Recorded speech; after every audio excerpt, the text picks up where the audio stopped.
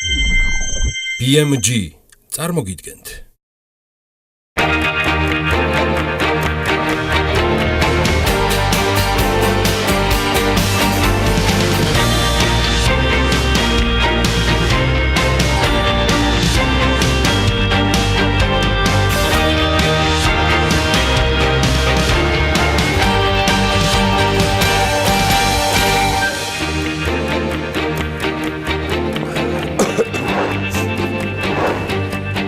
Დილაუშიდობის ეს 14 თებერვალია.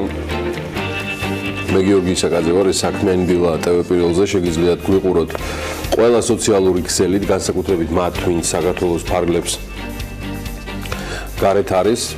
საქართველოსთან სხვა ქვეყნებში სამუშაოდ წასული ადამიანების რიცხვი კი საკმაოდ დიდია.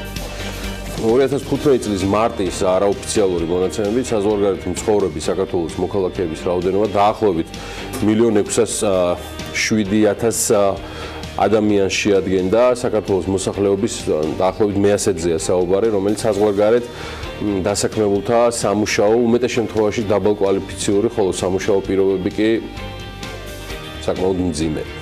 ამის მიუხედავად ქართველების უმეტესობისთვის საზღვარგარეთ დროებით მუშაობა კვლავ სასურველ შესაძლებლობად აღიქმება და აი ამ ანალიზის შედეგად გამოვლინდა რეგიონის მოსახლეობისთვის დროებით სამუშაოდ სასურველი ქვეყნებიც.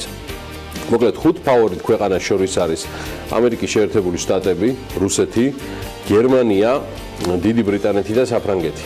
ქართველები რესპონდენტებიდან, რომლებსაც საზღვარგარეთ დროებით მუშაობა სურთ, ყველაზე მეტი, შეერთებულ შტატებს ასახელებს, 18% სასურველ ქვეყნად. დიდ ნაწილს სურს მუშაობა გერმანიაში, საუბარია 15%-ზე. რუსეთი ქართველების ფავორიტ 5 ქვეყანას შორის არის, თუმცა მეხუთე ადგილზეა და იმ ქვეყნებს შორის ქართველებისთვის შედარებით ნაკლებად სასურველი ადგილია სამუშაოდ, საუბარია 7%-ზე. მოკლედ, სომხების საკმაოდ საინტერესო არის რეგიონის ქვეყნიდან გამომდინარე. სომხების იმ ნაწილისთვის, რომელსაც სხვა ქვეყანაში მუშაობის სურვილი აქვს, ფავორიტი ქვეყანა არის რუსეთი. 23%-ს ჩვენი მეზობელი სომხებისა სურთ, რომ იმუშაონ რუსეთს. ნაწილისთვის შეერთებული შტატებია მიმზიდველი დროებითი სამსახურისთვის, 18%-ზეა სადღაც საუბარი და აღსანიშნავია, რომ თურქეთი მხოლოდ აზერბაიჯანელი რესპონდენტებისთვის არის სამუშაოდ განსაკუთრებულად მიმზიდველი ქვეყანა და საუბარია 26%-ზე აზერბაიჯანელების. აი აზერბაიჯანელების 14% სურს, რომ იმუშაოს დროებით თუნდაც რუსეთში და 12% სხვათა შორის კვლავ გერმანიას უმიზნებს. მიუხედავად ამისა, რომ ქართველების უმრავლესობამ საზღვარგარეთ მუშაობის სურვილი გამოთქვა, როგორც აღმოჩნდა რეგიონის ქვეყნებთან შედარებით, მათ ყველაზე ნაკლებად სურთ სხვა ქვეყანაში მუშაობა, ქართველებს.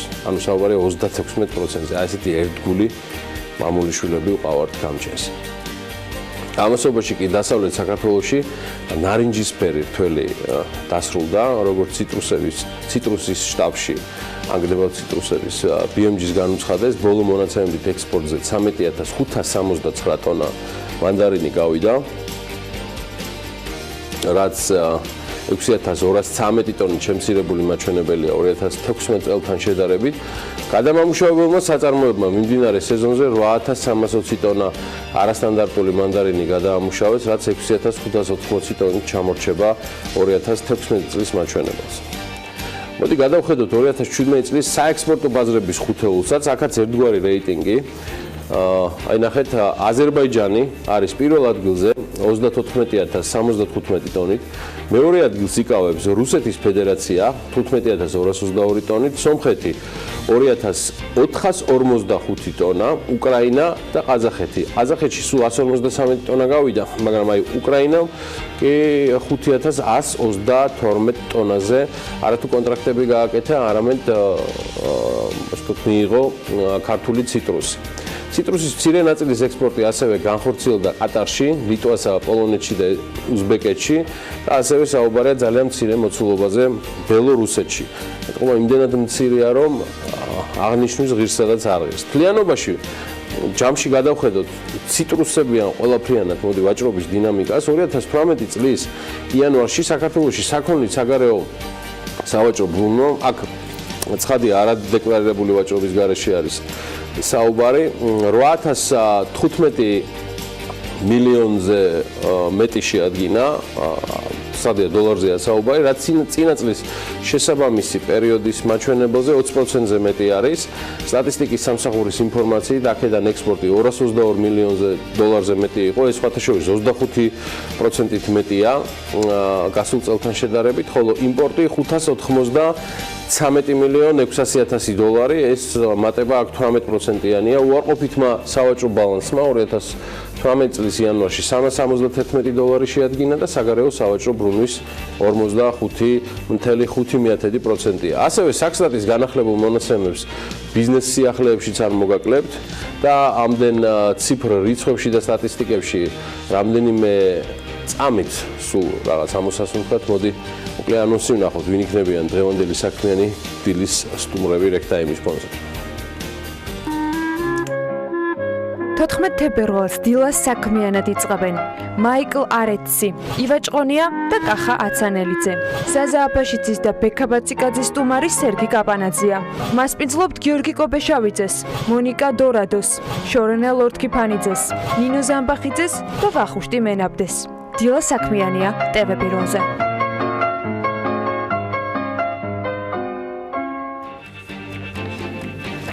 სიახლე მედია ბაზარზე ან იდეაში საფინანსოზეც არის ის, რომ გარდა იმისა, რომ VTB ბანკმა სრულად შეცვალა სამეთვალყურეო საბჭო თავის თავმჯდომარიანად, ფაქტია მარკეტინგისა და PR-ის სამსახურის ხელმძღვანელიც ვერ შეინარჩუნა. წლების განმავლობაში ამ ბანკის, ამ სამსახურის ხელმძღვანელი გია ბარკალაია ტელეკომპანია იმედის კომერციულ დირექტორად გადავიდა. მე ვულოცავ გიას და წარმატებებს უსურვებ საკმაოდ დიდი გამოწვევებილის წინ და ეს იმ ფონზე, რომ წელს ტელეკომპანია იმედი დამოუკიდებლად გაყიდის რეკლამას. დამოუკიდებლად რა? ტელეკომპანია იმედი რამდენიმე მედია აქტივით არის რეალურად წარმოდგენილი ბაზარზე და მათ შორის არის რადიო იმედი, ტელეკომპანიები GDS და Maestro. ეს უკანასკნელიც ბოლო რამდენიმე თვეა უკვე 24 საათიან რეჟიმში, საინფორმაციო რეჟიმში M-News-ის სახელით მაუწყებლობს ეთერში.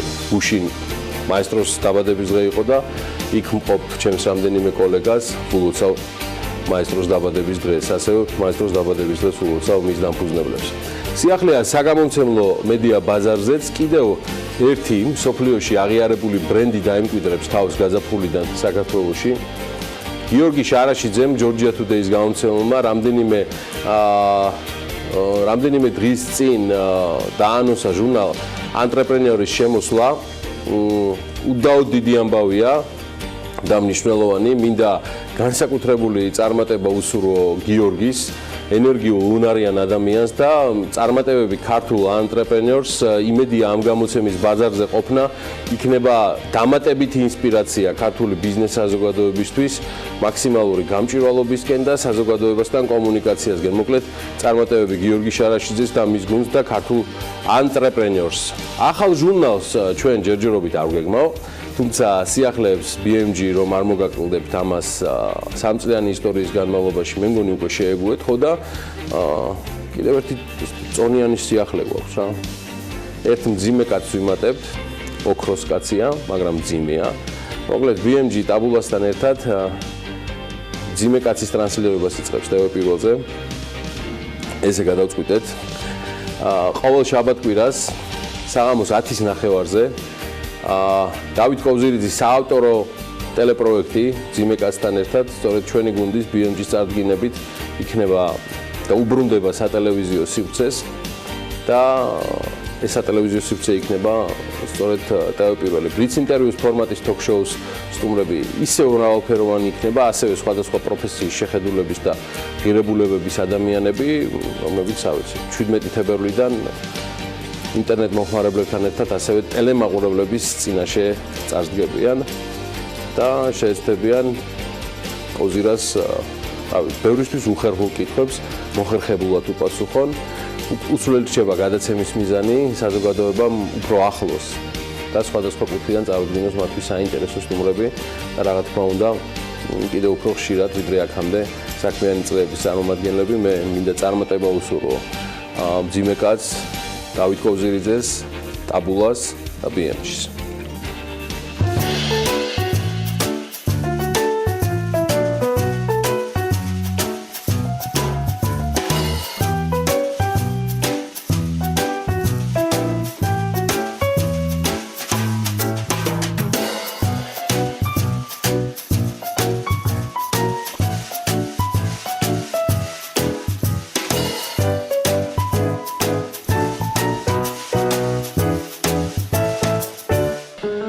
ცხადია სატელევიზიო ფორმატის გარდა გადაცემა ჩვეულებრივ დაიდება ტაბულას ვებგვერდზე tabula.g და აიტვირთება ტაბულასა და გადაცემის მძიმე კაცთან Facebook გვერდებზე. აქ ცვლილება არანაირი არ არის.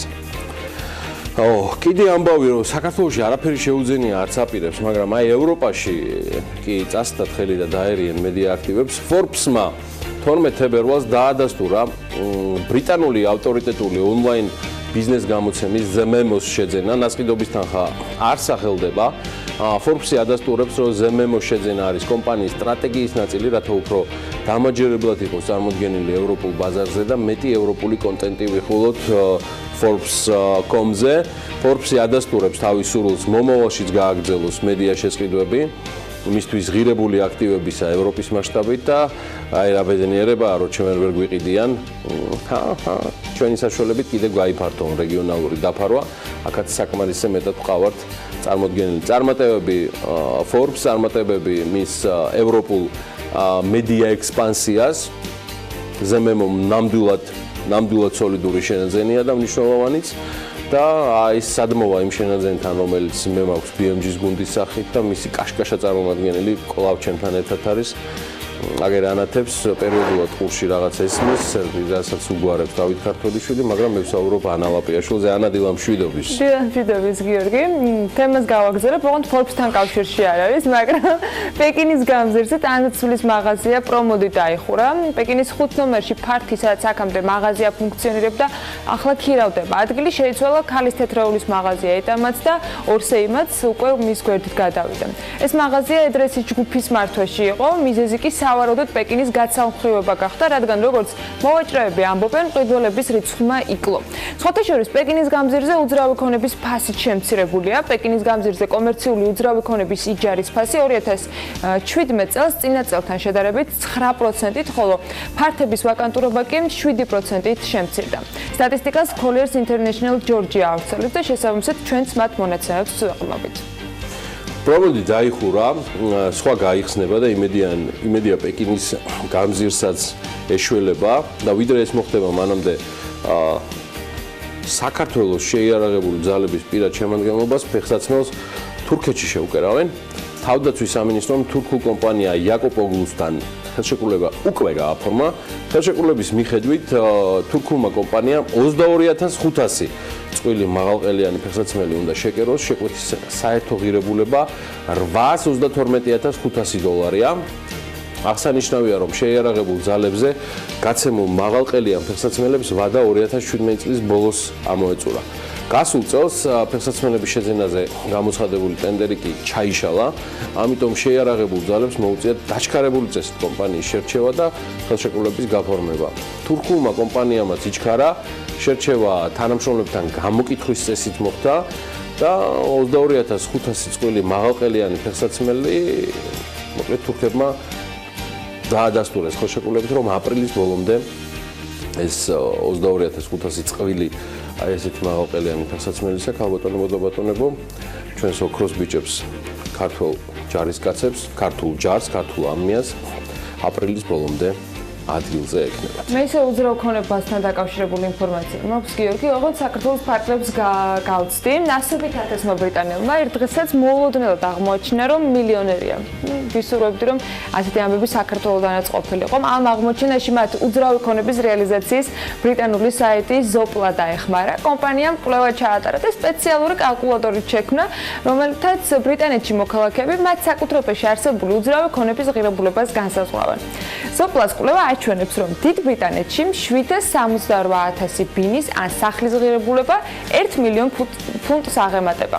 ყველაზე მეტი ძვირადღირებული უძრავი ქონების მფლობელები კი რა თქმა უნდა ლონდონში არიან. ალბათ ბევრისთვის ცნობილია ფასი უძრავი ქონებისა ლონდონში რამდენად მაღალია. ბრიტანეთის დედაქალაქში 1 მილიონ ფუნტზე მეტი ღირებულების 430,000-ზე მეტი სახლია. ამასთან 2016 წლის აგვისტოდან ამ ტიპის სახლების რაოდენობა 23%-ით არის გაზრდილი. ყველაზე ძვირადღირებული რაიონი კი ვესტმინსტერია. ხუთეულში შედის კენსინგტონი და ჩელსიც. ასევე ჰამერსმიტი და ვანდსვორტი, ასევე კამდენი და მოკლედ ხუთეული საკმაოდ წარმომადგენლობითია. მოკლედ რაღაცა სადღაც იხურება, მაგრამ აი სამეზობლოში გახსნაზე ვერ თანხმდებიან და ანა ამბავი უნდა მოგიყვა, რომელიც ახლა განსაკუთრებით თემურ ჭყონიას დააინტერესებს, როგორც პირდაპირ ასევე გადატანითი მნიშვნელობით. მაკდონალდს ერევანში ერთ-ერთ ცენტრალურ მოედანზე რესტორნის გახსნა სურს, ეს ყველა მიცით. თემურ ჭყონიას ეს არაერთხელ დაუდასტურებია და მათ შორის საქმიანი დილის პირდაპირ ეთერში, მაგრამ ამ ფაქტს მოწინააღმდეგეები ყავს. და ისიც სიმეონიჩი ყურადღებით სომხეთის სურსათის სააგენტოს დირექტორის დავით პიპოიანის თქმით სომხური სწრაფი კვების კერძები ბევრად უფრო კარგია ვიდრე უცხოური კვების რესტორნების ქსელის პროდუქტი. მისი თქმით ერთ-ერთი მთავარი პრობლემა ის არის, რომ მაკდონალდსის რესტორნის კულინარს პროდუქტის მომზადების პროცესში ვერ გააკონტროლებენ. პიპოიანმა უცხოური სწრაფი კვების უარყოფით მხარეებზეც ილაპარაკა, თქვა, რომ ნახევარ ფაბრიკატებს სხვადასხვა დანამატი აქვთ და რომ მათი მომზადება ძალიან სწრაფად არის შესაძლებელი. ამასთან დასძინა, რომ მაკდონალდს ადგილობრივ ბაზარზე წარმოდგენილი რესტორნებისთვის უარყოფითი ეფექტი ექნება. გარდა ამისა, პიპოიანის თქმით, მაკდონალდსის საკვები ეროვნულ კერძსაც დაარტყავს. მისი განმარტებით, ქაბაბი ბევრად უფრო ჯანსაღი საკვებია. ინჩესკენა. სათარის ლოგიკა. სინჩუ ჰამარა. ანუ ორგვარი ლოგიკა არის. ერთი ის რომ უკეთესია ეროვნული, მაგრამ მაინც ფიქრობენ რომ ისეთი მაღალი იქნება. არა, უნდა შევიდეთ ჩვენ. აუცილებელია რომ ყველაფერს გავაკეთებ, რომ ჩვენი მაკდონალდსი გაჩნდეს ცენტრალურ მოედანზე ერევნისა.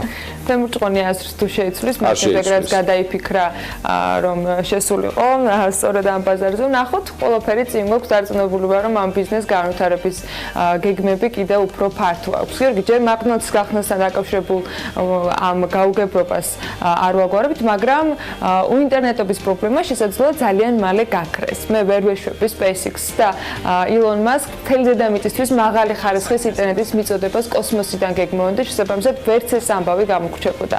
3 წელია ილონ მასკის კომპანია SpaceX-ი ამ პროექტზე მუშაობს კოსმოსში ტესლას მანქანის გაშვების შემდეგ კი კომპანიამ ძალიან მალევე გამოაცხადა, რომ 17 თებერვალს დედამიწის ორბიტაზე პირველ სატელიტსაც გაუშვებენ.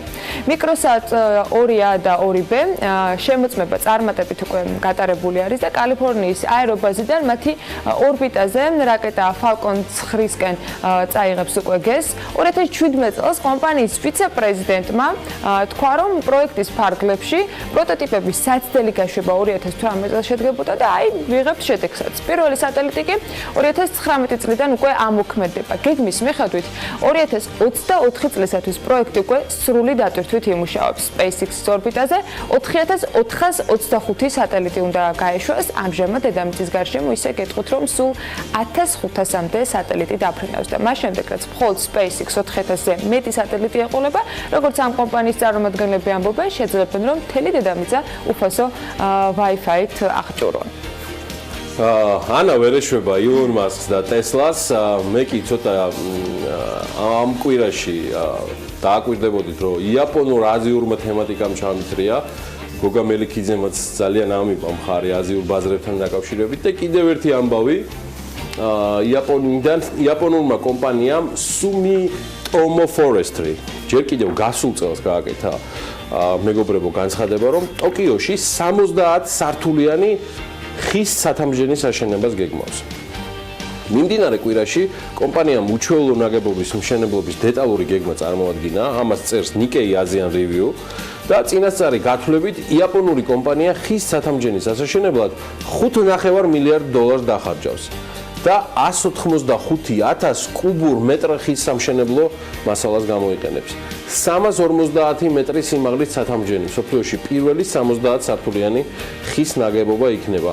ამჟამად იაპონიაში ხის სახლების მაქსიმალური სიმაღლე 7 სართულს არ აღემატება, ამიტომ ავტორების აზრით პროექტი თავისთავად უნიკალური იქნება.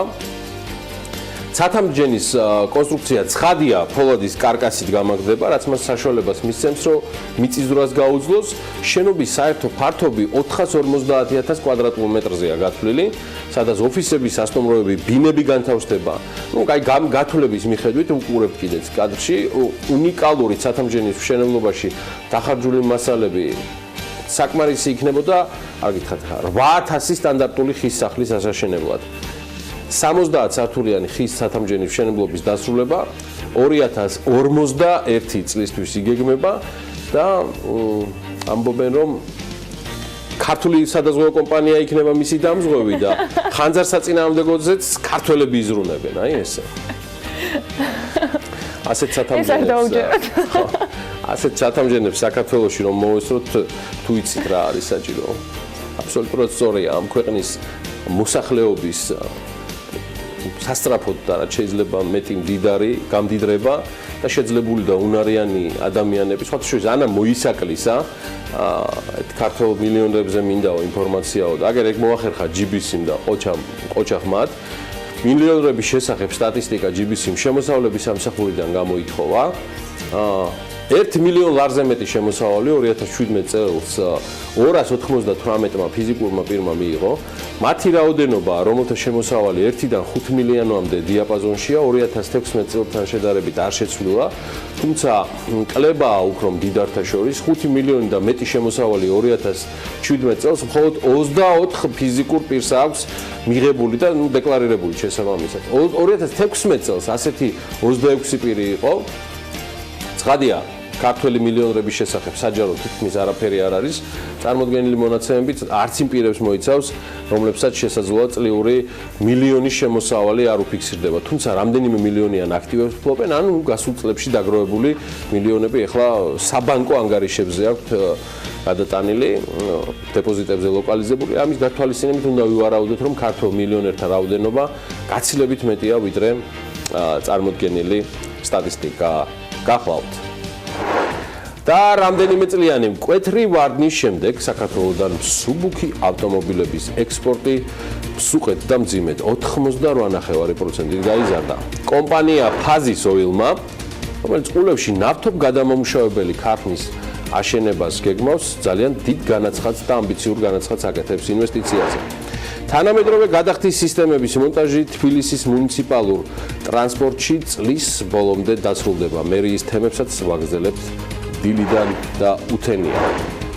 და მიმდინარე წლის იანვარში საქართველოს სახელმწიფო ვალის მოცულობა არის შემცირებული 166 მილიონი ლარით და დღეის მდგომარეობით იგი შეადგენს 16 მილიარდ 800 მილიონ ლარს. დოლარში გამოსახული სახელმწიფო ვალი არის გაზრდილი 156 მილიონი დოლარით, მაგრამ ლარის კურსის გამყარების გამო ლარში გამოსახული საგარეო სახელმწიფო ვალი 105 მილიონი დოლარით შემცირდა. იანვარში საშინაო სახელმწიფო ვალი კი 61 მილიონი ლარით არის შემცირებული. აქ ვგეტყვით, რომ 31 იანვრის მდგომარეობით სახელმწიფო საგარეო ვალი 13.3 მილიარდი ლარი, ხოლო საშინაო სახელმწიფო ვალი 3.5 მილიარდი ლარი იყო. საგარეო სახელმწიფო ვალის 72% საერთაშორისო ორგანიზაციებზე მოდის, მათ შორის საქართველოს ყველაზე მეტი ვალი, ანუ 5 მილიარდ 100 მილიონი ლარი მსოფლიო ბანკის მიმართ აქვს. ქვეყნების მიხედვით საქართველოს ყველაზე მეტი ვალი კი 742 მილიონი ლარი გერმანიის ვალი აქვს. შემდეგ მოდის იაპონია 542 მილიონი ლარით. საქართველოს სახელმწიფო ვალი მთლიანი შიდა პროდუქტის მიმართ დაახლოებით 45% შეადგენს. 2014 წელს კი ეს მაჩვენებელი მშპ-ს 35.6% იყო. 2012-ში კი დაახლოებით 32.9%. მოკლედ რიცხვები არ მოგოკლდება, ბიზნესი ახლები იწყება და რამდენიმე წამში ვართ ეთერში.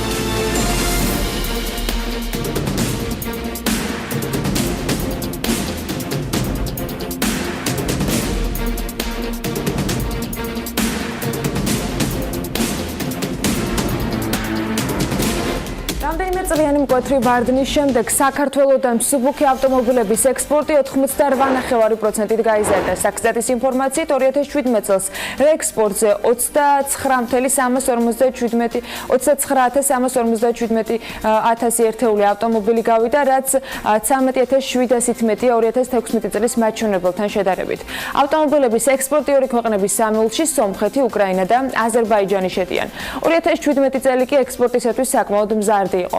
კერძოდ, ქვეყნიდან გავიდა 29347 ავტომობილი, რომელთა საერთო ფასიც იყო 224884 ამერიკული დოლარი. აქედან ლიდერი ექსპორტიული ქვეყანა კვლავ სომხეთია, სადაც წინა წელთან შედარებით თითქმის გაორმაგებული რაოდენობის ავტომანქანა 14367 ცალი გავიდა. შემდეგ მას უკრაინა მოჰყვება, სადაც 5-ჯერ მეტი ავტომობილის ექსპორტი მოხდა 6186 ცალი. 3-ჯერ მეტი ავტომობილი გავიდა აზერბაიჯანში, 2-ჯერ მეტი კი რუსეთში. ასევე 2017 წელს საქართველოსთან ექსპორტზე გავიდა მცირე რაოდენობის მანქანები არაბთა გაერთიანებულ საემიროებში, ირანში, ბელგიაში, ჩინეთში, ყირგიზეთში, ერეხსა და სხვა ქვეყნებში.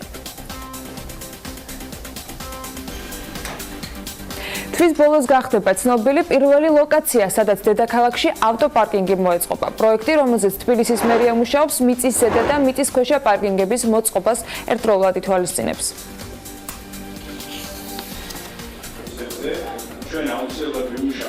პირველი ლოკაცია იქნება აი მომდევნო ორ კვირაში ალბათ გამოცხადებული თვის ბოლომდე ნამდვილად და მომდევნო 3 წლის განმავლობაში მინიმუმ 8 ლოკაცია დაემატება კიდე, ანუ ჩვენ აქტიურად მუშაობთ ლოკაციებზე. ეს არის ძირითადად მიწის ქვეშა, თუმცა შეიძლება მიწის ზედა პარკინგებიც განვიხილოთ. ეს არის მთლიანად კერძოსთვის განკუთვნილი პროექტი, ანუ ჩვენ ვაძლევთ მიწას კონკრეტული პროექტის განხორციელებისთვის და ეს არის მიწის პარკინგი. ანუ ამ შემთხვევაში მერის კონტრიბუცია არის მხოლოდ მიწის ნაკვეთი და კერძო სექტორისგან ველოდებით ჩართულობას. კომპანია ფაზის ოილმა, რომელიც ყურებში ნავთობგადამამუშავებელი ქარხნის აშენებას გეგმავს, ანგარიში წარადგინა. ფოთში გამართულ შეხვედრაზე ეკოსპექტრის მომზადებული ანგარიშის წარდგენა მოხდა. ფაზის ოილის ქარხნის წარმოდობა წელიწადში 4 მილიონი ტონაა, საათში კი 500 ტონა ნედლეულის გადამუშავება ხდება. ასევე უნდა აშენდეს აირების მიხედვით ქარხანა 350 მუშახელს დაასაქმებს, ინვესტიციის მოცულობა კი 1 მილიარდ ლარამდეა. თანამედროვე გადახდის სისტემების მონტაჟი თბილისის მუნიციპალურ ტრანსპორტში წლის ბოლომდე დასრულდება. BMT-თან საქართველოს ბანკში ადასტურებენ ამ ინფორმაციას. სამუშაოებს ბანკის ქვეკონტრაქტორი კომპანია მეტრო სერვის პლუსი ახორციელებს, რაშიც ბანკი 22.2 მილიონ ლარის ინვესტიციას დებს. ავტობუსების მართვის და დისპეჩერიზაციის ახალი ტექნოლოგიით აღჭურვის პროცესი კი 2018 წლის ბოლოს დასრულდება და მომხმარებელს შესაძლებლობა ექნება მგზავრობის საფასური ყველა ტიპის ქართული საბანკო, ვიზა და მასტერკარდის უცხოური ბარათებით გადაიხადოს. პარლამენტში დაგროვებითი პენსიის შესახებ კანონპროექტის განხილვა მომხსენებლის შეცვლის მიზეზით გადაიდო. პარლამენტის ადამიანის უფლებათა დაცვის და სამოქალაქო ინტეგრაციის კომიტეტზე საპენსიო რეფორმასთან დაკავშირებულ კანონპროექტზე უნდა ემსჯელოთ და მომხსენებელი ფინანსთა მინისტრის მოადგილე ნიკოლოზ გაგუა უნდა ყოფილიყო. იგეგმება მომხსენებლის შეცვლა, რაც ვერ მოესწრო, ამიტომ ამ საკითხის განხილვა გადაიდო, განმარტა კომიტეტის თავმჯდომარე. ნახევრად სავალდებულო დაგროვებითი საპენსიო სისტემის ამოქმედებას მთავრობა მიმდინარე წლის მესამე კვარტლიდან გეგმავს. ორი უცხოენის სწავლება მოსწავლეებისათვის კვლავ სავალდებულო იქნება, განცხადებას განათლებისა და მეცნიერების სამინისტრო ავრცელებს. ბოლო დღეებში მედიით ვრცელდება არასწორი ინფორმაცია, რომლის თანახმადაც საჯარო სკოლებში მეორე უცხოენის სწავლება არასავალდებულო, არამედ არჩევითი გახდება. საქართველოს განათლებისა და მეცნიერების სამინისტრო ერთმნიშვნელოვნად განმარტავს, რომ ინფორმაცია არ შეესაბამება სიმართლეს. პირიქით, სამინისტროს მიზანია სკოლებში უცხოენების სწავლების კიდევ უფრო მაღალი სტანდარტი დამკვიდრდეს. შესაბამისად, სამინისტრო აღნიშნავს, რომ ეროვნული სასწავლო გეგმის განვითარების პროცესში უცხოენებს მომავალში კიდევ უფრო დიდი მნიშვნელობა მიენიჭება, აღნიშნულია მათ მიერ გავრცელებულ განცხადებაში. მცხეთის აგურის ქარხნის დასახლებაში მრავალფუნქციური სპორტულ-გამაჯასახებელი კომპლექსის მშენებლობა მიმდინარეობს. სპორტული კომპლექსი 2 დამოუკიდებელი შენობისაგან იქნება წარმოდგენილი. პროექტი კი 2 დახურულ საცურაო აუზს მოიცავს. აქედან ერთი პატარა, მოცულობით შედარებით მცირე ზომის იქნება და მეორე დიდი აუზი. სავარჯიშო ოთახებთან ერთად კი დახურული მრავალფუნქციური სპორტული დარბაზიც განთავსდება, რომელშიც გასახდელები და საშხაპეები იქნება მოწყობილი. საწვავის შეძენა საქართველოში განვადებით იქნება შესაძლებელი. სერვის მომხმარებელს კომპანია ვისოლი და სრულად ბანკის თავაზობენ. ამასთან სერვისის მიღების მსურველი სიტნეტის აბონენტი უნდა იყოს. საწვავის ღირებულება მძღოლმა 30 დღის განმავლობაში უნდა დაფაროს და ერთთვიანი უპროცენტო განვადებით მძღოლს მაქსიმუმ 400 ლიტრი საწვავის შეძენა შეუძლია.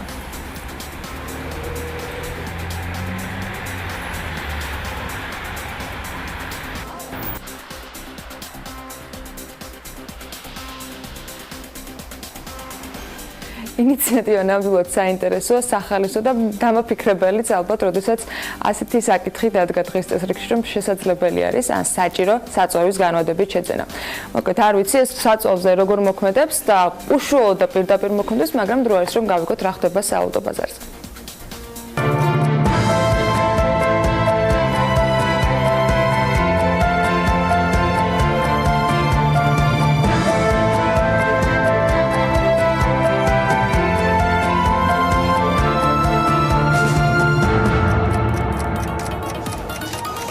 განმეორება არ დატყობია ჩვენ სავალუტო კურსებს, გუშინდელი ვაჭრობის შედეგად დოლარი ისევ გაუფასურდა და 2 ლარი და 54 თეთრი შეადგინა.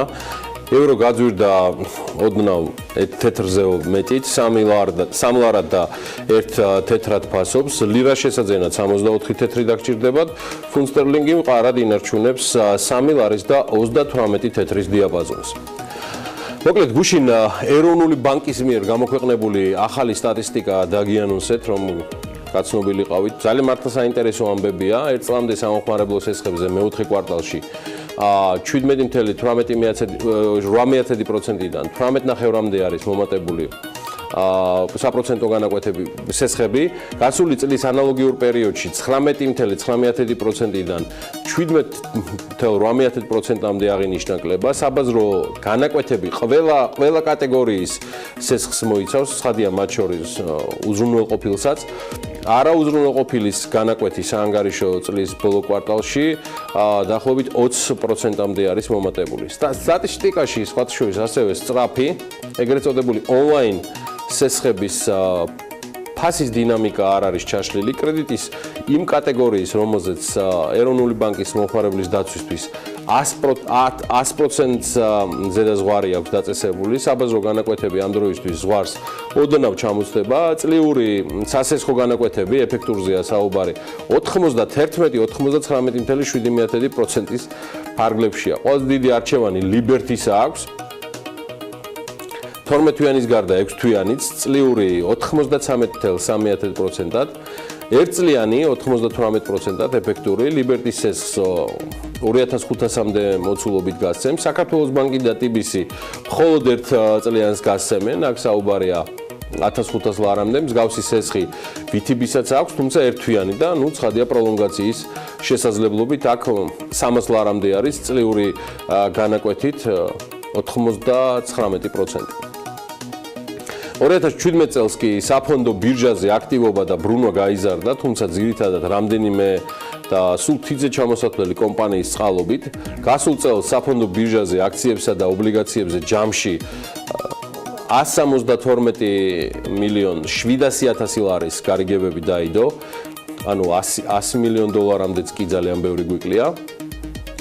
2016 წელს ეს მაჩვენებელი 37.9 მილიონი იყო, ზრდა ნამდვილად არის. გასულ წელს 128.75 მილიონი აქციებით და 44 მილიონი ობლიგაციებით ივაჭრეს. აღსანიშნავია, რომ კვლავ მცირე მოცულობის გარიგებები იდება სავაჭრო სესიებზე და აქცენტი კვლავ ფიქსინგზე კეთდება, მაგალითად სავაჭრო სესიებზე მხოლოდ 312.150 ლარის აქციები გაიყიდა, მათგან ყველაზე მეტი ლიბერთი ბანკის აქციებია. განსხვავებული ვითარება ამ შემთხვევაში ობლიგაციების შემთხვევაში სავაჭრო სესიებზე 10 მილიონზე მეტი დოლარის გარიგებებია დადებული და გასულ წელს ყველაზე მსხვილი გარიგებები სწორედ ლიბერთი ბანკის და კავკაზუს ენერჯი and ინფრასტრუქტურის თელიანის და მწვანე კაპიტალის აქციებზე დაიდო. აღსანიშნავია, რომ დღეისთვის საფონდო ბირჟის ჯამური კაპიტალიზაცია 3 მილიარდ ლარს ოდნავ აღემატება. და ამინდის პროგნოზი, რომელსაც გარემოს ეროვნულ სააგენტოს ინფორმაციებზე დაყრდნობით გთავაზობთ. ამინდის პროგნოზის სპონსორია SEU Development. სააგენტოს ინფორმაციით ამინდი საქართველოში განპირობებული იქნება ამიერკავკასიის ჩრდილო-აღმოსავლეთით მდგარი ცივი ჰაერის მასებისა და სამხრეთიდან გავრცელებული თბილი ჰაერის მასების ურთიერთქმედებით. შესაბამისად, მოსალოდნელია დროებამოშვებით ღრუბლიანობის მომატება. დასავლეთ საქართველოში დღის პირველ ნახევარში ზოგან მცირე წვიმაც და მაღალმთაში თოვლი. აღმოსავლეთ საქართველოში კი ზოგან ნალექია ნავარაუდები. დღის მეორე ნახევრიდან საქართველოში აღმოსავლეთის მიმართულების ქარი იქროლებს. სოხუმში უმეტესად უნალექოთ ჩაევრის დღე და 14 გრადუსი იქნება. ბათუმში დღის პირველ ნახევარში იწვიმებს წვიმებზე 16 გრადუსს მიაღწევს ტემპერატურა. ქობულეთშიც ანალოგიურად დღის პირველ ნახევარში წვიმა მოსალოდნელი და 15 გრადუსი. ფოთშიც ასევე დილით იწვიმებს და 15 გრადუსი იქნება. ქუთაისში შესაძლოა დღის პირველ ნახევარში იყოს ნალექი, ასე რომ დღის მაქსიმალური ტემპერატურა აქაც 15 გრადუსი იქნება. ზუგდიდში უმეტესად უნალექოდ ჩაევლის დღე და 14 გრადუსი დაფიქსირდება, ოზურგეთშიც ანალოგიურად 14 გრადუსი იქნება, ონში შესაძლოა მაქსიმუმ 8 გრადუსი დაფიქსირდეს, გორში კი 12 გრადუსი. ცხინვალში 11 გრადუსი იქნება მაქსიმალური ტემპერატურა, მარნეულში 9, რუსთავში მცირე წვიმასთან ერთად ასევე 9 გრადუსი დაფიქსირდება და ახალციხეში უმეტესად უნალექოდ ჩაევლის დღე. ბორჯომშიც ასევე უნალექო დღე არის მოსალოდნელი და 10 გრადუსი, ბაკურიანში 6 გრადუსს მიაღწევს მხოლოდ ტემპერატურა, ახალქალაქში კი 5 გრადუსს. სტეფანწმინდაში დილით შესაძლოა იყოს მცირე თოვლი და ნისლი, 4 გრადუსი იქნება დღის განმავლობაში მაქსიმალური ტემპერატურა, თელავში იწვიმებს და 9 გრადუსი დაფიქსირდება და რაც შეეხება დედაქალაქს, თბილისში დროგამოშვებით ღრუბლიანობა მოიმატებს, იწვიმებს, დღის პირველ ნახევარში იქროლებს ცვალებადი მიმართულების ქარი და 11 გრადუსი იქნება მაქსიმალური ტემპერატურა, ამ დროისთვის კი 4 გრადუსია ჯერ მხოლოდ. ვადლოვანას სულ მალე რამდენიმე წუთში ჩვენ უკვე დავიწყებთ მასპინძლობას სტუმრებისა ჩვენ სტუდიაში. ყველას კიდევ ერთხელ წარმატებულ და ბარაქიან დღეს გისურვებ. დაგველოდეთ. პირველი სტუმრები უკვე საქმიანი დილის კულისებში არიან. ძალიან საინტერესო კომპანია, ელსელემა უნდა გაგაცნოთ. მესვეურები უკვე ჩვენთან ერთად არიან და დაგველოდეთ საინტერესო ამბები გველისწინ.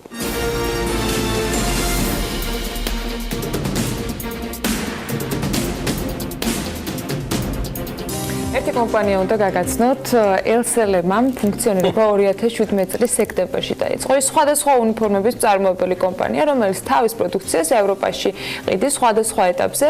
ახალ სამკერვალო ფაბრიკას კი უკვე ლანჩხუთში ხსნის და შესაბამისად ახალი ეტაპის იწყება ამ კომპანიის არსებობაში. ელსელემამ თავისი პირველი ფაბრიკა ჯერ კიდევ 25 წლის წინ თბილისში გახსნა და ტანსაცმელს ძირითადად ქურთუკებს იტალიური ბრენდისთვისაც კი კერავდნენ. მათ შორის იყო ძალიან გამორჩეული დასახელების ბრენდები, მათ შორის მონკლერიც. მოკლედ, ადგილობრივი საფეიქრო წარმოების მხარდაჭერის ფარგლებში საქართველოში მორიგი მისიით საერთაშორისო კონსულტანტი მაიკლ არეცი იმყოფება, რომელიც საქმიან დილაში უკვე ჩვენთან არის სტუმრად. მასთან ერთად მასპინძლობთ ელგუჯა მამასახლის ელსელემას დამფუძნებელს და აი ამ ყველაფერთან დაკავშირებით, რაც ფაქტობრივად მხოლოდ რამდენიმე წლამდებით მიმოვიხილე, უკვე საომავლო გეგმებზე და დღეს არსებულ რეალობაზე გავაგრძელებთ. ხუთწლიანი ბექგრაუნდია საუბარი და საკმაოდ დიდ გამოცდილებას. სულ მალე ახალ ფაბრიკას გახსნით. თქო, თიამშვიდობის.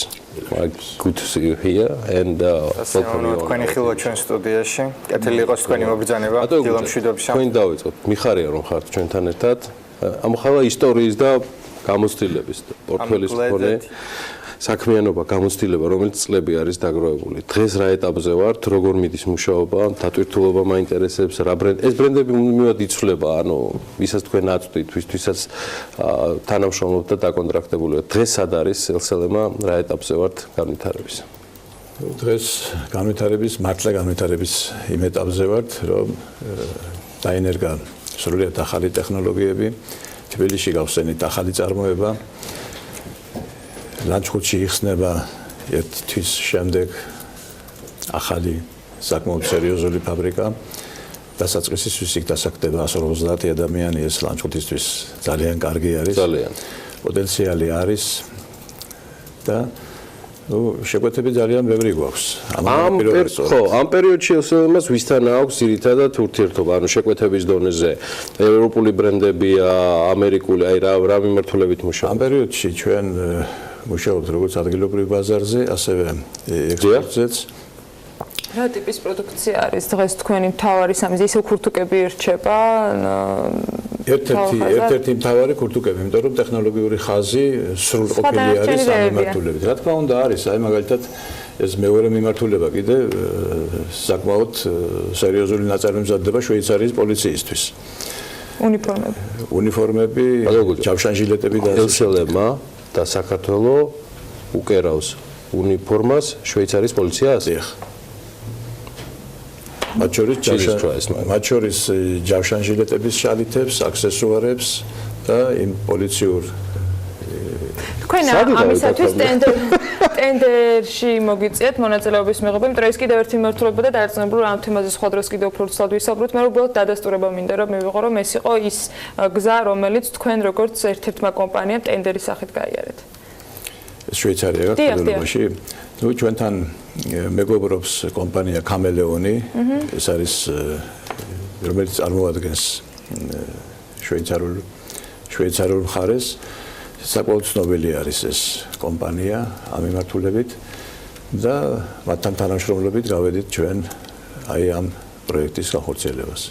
რა საჭიროებით დგას იმისათვის რომ დღეს საფიქრო წარმოება იყოს გამართული, ასეთი კონტრაქტები არსებობდეს, ეს მხოლოდ პირად თქვათ კონტაქტებზეა დამყარებული თუ რაიმე სახით სხვა ფორმით ჭირდება დახმარება და ხელშეწყობა. თქვენ რა საჭიროებები გიდგათ დღეს წესრიგში და რა თქვათ დახმარებები იყო, რომელმაც რეალურად მოგცე შესაძლებლობა რომ ამ ეტაპამდე მისულიყავით.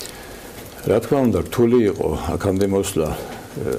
აი მაგალითად იგივე ახლა დღეს რა პროექტებზე ჩვენ მუშაობთ. აი დადგა საკითხი ევროკავშირის ბაზარზე გავიტანოთ ჩვენი პროდუქცია, ხო? ნუ დავიწყოთ ამაზე ძიება, საკმაოდ სერიოზული ურთიერთობების ჩამოყალიბება და ამ საქმეში ძალიან კარგ ბიზნეს გვაძლევს ახლა ამჟამად პროექტში, რომელშიც ჩვენ მონაწილეობთ, აგერ ბატონი მაიკლი რასაც წარმოადგენს, ეს GIZ-ი, გერმანიის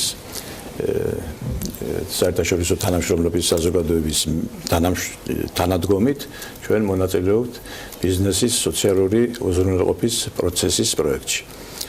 ნუ სამწუხაროდ ჩვენ სტანდარტებით განაპირობებული საქართველოში არ ვართ. იგივე ჩვენი სრულუფლებების დარგი სამწუხაროდ მოკლებული არის ამაზე და რაღაც სპონტანურად გვიხდება მთელი რიგი მიმართულებებით მუშაობა და ეს მიუღებელი არის იმ კომპანიებისთვის. დადახმარებაზეა საუბარი სანამ სტუმართან სტანდარტების დანერგვაზე და იგივე სოციალური ხდება ეს დახმარება ის მინდა რომ გავარკვიო, ანუ რა თქვათ რა ინფორმაციას იღებთ ან რამდენად საჭირო არის რომ ასეთი ფორმით ხდებოდეს ჩარევა თუ თქვათ ინდივიდუალურადაც შეუძლია ნებისმიერ სრულს რომ მსგავსი სტანდარტები დანერგოს. ჩვენი გერმანელი სპეციალისტების შემოსვლით მათ შეისწავლეს ძალიანად ჩვენი წარმოება. შეიხედეს ყველა მიმართულებაში. და მიუხედავად იმისა, რომ მე ამ ხნის განმავლობაში მეგონა რომ ძალიან კარგადაც ვიყავით და სულ ახლა 25 წლის განმავლობაში განუხრელად ზრუნავდით სოციალური პირობების გაუმჯობესებაზე, უსაფრთხოების ტექნიკის და უშიშროებაზე, სახანძრო უშიშროებაზე, ყველაფერზე, მაგრამ ძალიან ბევრი რამ დაგვანახეს ამათ, რომ თურმე კიდე გქონია გასაკეთებელი, რომ ჩვენ გამართულად შევიდეთ ევროკავშირის ბაზარზე. შედგა გეგმა, განისაზღვრა ვადები და ამის საფუძველზე ძალიან სერიოზული სამუშაოების ჩატარება მოგვიწია და დღეს უკვე ფაქტიურად ჩვენ მზადა ვართ რომ უკვე მოდი მაიკლსაც დაველაპარაკოთ. Again, great to have you here with us. Mr. Mamasakhlisi already briefed us about და ბატონო მამუკამ უკვე მოგვახსენა თქვენი წვლილი შესახებ მოკლედ და ეს ნამდვილად წვლილია და არა მხოლოდ მონაწილეობა თქვენი კომპანიისა მოგვიყევით უფრო მეტი ამ პროგრამის შესახებ main benefits. და რა არის თავარი სარგებელი საქართველოს ბიზნეს საზოგადოებისათვის? It's a project which is driven by the European Union. პირველ რიგში ეს არის მიდგომა, რომლის უკანაც იმყოფება ევროკავშირის ბიზნეს ინიციატივა, შესაბამისად ევროკავშირის სამიზნეს წარმოადგენს საქართველოში ბიზნეს სიძლიერის აწევა, გაძლიერება და რა თქმა უნდა მხარდაჭერის უზრუნველყოფა ქართველი მწარმოებლებისათვის. And because the good thing here in Georgia is that there's ძალიან კარგია ის ფაქტი, რომ საქართველოში ჩვენ გვაქვს იმის საშუალება, რომ გავუზიაროთ ადამიანებს ჩვენი გამოცდილება that there's a lot of experience he is Elselema is და Elselema's გააჩნია უზარმაზარი გამოცდილება და ის იმყოფება იმ პოზიციაში, რომ განახორციელოს ამგვარ ქმედებები და დაეხმაროს ქართულ მწარმოებლებს, როგორც მწარმოებლებს, ასევე უბრალოდ მოქალაქეებსაც და როგორც კომპანიის წარმომადგენლებმა ჩვენ გადავწყვიტეთ, რომ გავეხმაროთ ადამიანებს განსხვავებული რეგულაციების ფარგლებში, მე გულისხმობ ევროკავშირის რეგულაციებს. For example, harmful substances, so you have to dye all these fabrics რაც გულისხმობს განსხვავებული ხარისხის კონტროლს, ქიმიური ნივთიერებების კონტროლს და ეს რეგულაციები არის საკმაოდ მაღალი სტანდარტის და ჩვენ უნდა გქონდეს წარმოდგენა იმის შესახებ თუ როგორ უნდა მივუდგეთ და როგორ უნდა ვაწარმოოთ უსაფრთხო პროდუქტი. შესაბამისად გერმანიაში ეს ყველაფერი საკმაოდ მაღალ სტანდარტებში ხდება და იგივე პრაქტიკის დანერგვა გვსურს საქართველოში. Would be tiny and therefore you need შესაბამისად საქართველოში წარმოებლებს ჭირდებათ უფრო მეტი ტრენინგი, უფრო მეტი გამოცდილება, უფრო მეტი განათლება, სწორედ ეს არის ჩვენი მიზანი თუ როგორ გავაძლიეროთ ამგვარი პრაქტიკა, როგორ ვაქციოთ ქართველი მწარმოებლები და ქართული წარმოება ევროკავშირის ბაზისათვის. შესაბამისად ევროკავშირი გაკეთებს ძალიან ბევრს საქართველოს ლოკალური ბიზნეს საზოგადოებისათვის. თქვენ კი ხართ ადამიანი, რომელსაც აქვს არა მხოლოდ უდიდესი გამოცდილება ამ სფეროში, არამედ ადამიანი, რომელსაც აქვს დიდი ინფორმაცია საქართველოს შესახებაც. ეს არის თქვენი პირველი ვიზიტი საქართველოში. შესაბამისად მე თქვენ გესაუბრებით დღეს როგორც წვრილი შემტანი დამხმარე კომპანიის წარმომადგენელს და არა როგორც უბრალოდ თანამშრომელს. თუ შეგიძლიათ მოკლედ მიმოიხილოთ ჩვენი იდენტიფიცირება ევროპულ ბაზარზე, რა სიტუაციაში ვიმყოფებით დღეს ჩვენ ამ კონტექსტში. რა თქმა უნდა, ბატონ მამუკას აქვს უზარმაზარი გამოცდილება ამ მხრივ, მაგრამ შევესაბამებით თუ არა ჩვენ როგორც დონორები ამ ბაზარს. ვხვდები, რასაც გულისხმობთ. ბიზნეს პერსპექტივის თვალსაზრისით შემიძლია ამ კითხვაზე პასუხის გადაცემა, რომ ყველაფერი არის საკმაოდ კარგ ფორმაში და მატერიალური განვითარება, რა თქმა უნდა, პროგრამის ნაწილია. კომპანიამ კი განავითარა საკუთარი ბრენდი და შესაბამისად ჩვენ გვაქვს ჩვენ უნდა გქონდეს განვითარებული საქართველოში ბრენდის სახელი, ბრენდის პრესტიჟი და სწორედ ამის შემდეგ იქნება ჩვენი ცნობადობის ამაღლება საზღვარგარეთ შესაძლებელი. მაგრამ თუ კი ზოგადად ვისაუბრებთ, თელ სექტორს სჭირდება განვითარება და იმ მოთხოვნების და სტანდარტების თანხვედრა, რომელიც დანერგილია საერთაშორისო მომხმარებლების ასევე გერმანელი მომხმარებლების და ევროკავშირის მომხმარებლების მიერ. შესაბამისად ჩვენ გვჭირდება ტრეინინგი, სწავლება, განათლების მიღება წარმოების სფეროში, ისევე როგორც მეწარმეების ტრეინინგი არის აუცილებელი და საერთაშორისო მომხმარებლები ყოველთვის ეძებენ ახალ მიმწოდებლებს და ახალი მომხმარებლების მოპოვება არის საკმაოდ ადვილი, მაგრამ მათი შენარჩუნება არის უფრო რთული და იმისათვის რომ ისინი შევინარჩუნოთ, საჭიროა არაერთი მოთხოვნის დაკმაყოფილება. მაგალითად დოკუმენტაციის წარმოება და ასე შემდეგ და ამ ყველაფერს სჭირდება დრო. Where do we have potential? გასაგებია, სად გაგვაჩნია უფრო მეტი პოტენცია? რადგან როგორც თქვენ აღნიშნეთ, ყველაფერს სჭირდება დრო, სტანდარტების დანერგვას, უფრო უსაფრთხო პროდუქციის წარმოებას და უფრო მაღალი ხარისხის პროდუქტის წარმოებას. მაგრამ თუ კი შევხედავთ უფრო ფართო სურათს, როგორ შეუძლია საქართველოს საკუთარი თავის იდენტიფიცირება წარმოების სფეროში, საითკენ არის უფრო მეტი ყურადღების მიმართვა აუცილებელი და ამ მხრივ შეგვიძლია უფრო მეტი პროდუქციის წარმოება. ეს არის საკმაოდ კარგი თემა და ძალიან მნიშვნელოვანი. მე ვფიქრობ, რომ საქართველოს უნდა გააკეთოს აქცენტი ისეთი პროდუქციის მიმართულებით, რამ მხრივაც მას უკვე გააჩნია გარკვეული პოტენცია. And they do not focus on the subject to say, okay, how to produce fabrics, for example, or how to produce they should really focus on this issue, how to produce apparel. საქართველოში აუცილებლად უნდა მოახდინონ ამგვარ წარმოებაზე აქცენტი, მაგრამ მეორე თემა დაკავშირებულია იმასთან, თუ როგორ უნდა production side აიგოს სისტემა, წარმოების სისტემა, რომელსაც შეუძლია არა მხოლოდ საჭირო მასალებით მომარაგება, არამედ თვითონ მომხმარებლებთან ინტერაქცია და მათთვის საჭირო ინფორმაციის მიწოდება თუ და ასევე მათთვის დამატებითი სარგებლის მიცემა, რადგან ამგვარ სისტემას უწევს კონკურენციის გაწევა საერთაშორისო მასშტაბით. So therefore we have to how to come to this point to this შევთავაზოთ მათ დამატებითი სარგებელი, დამატებითი ფაქტორები იმისათვის, რათა უფრო მიმზიდველები ვიყოთ და კონკურენტუნარიანები. ერთი რაღაც მაგის გარშე ვერ გაგიშვით.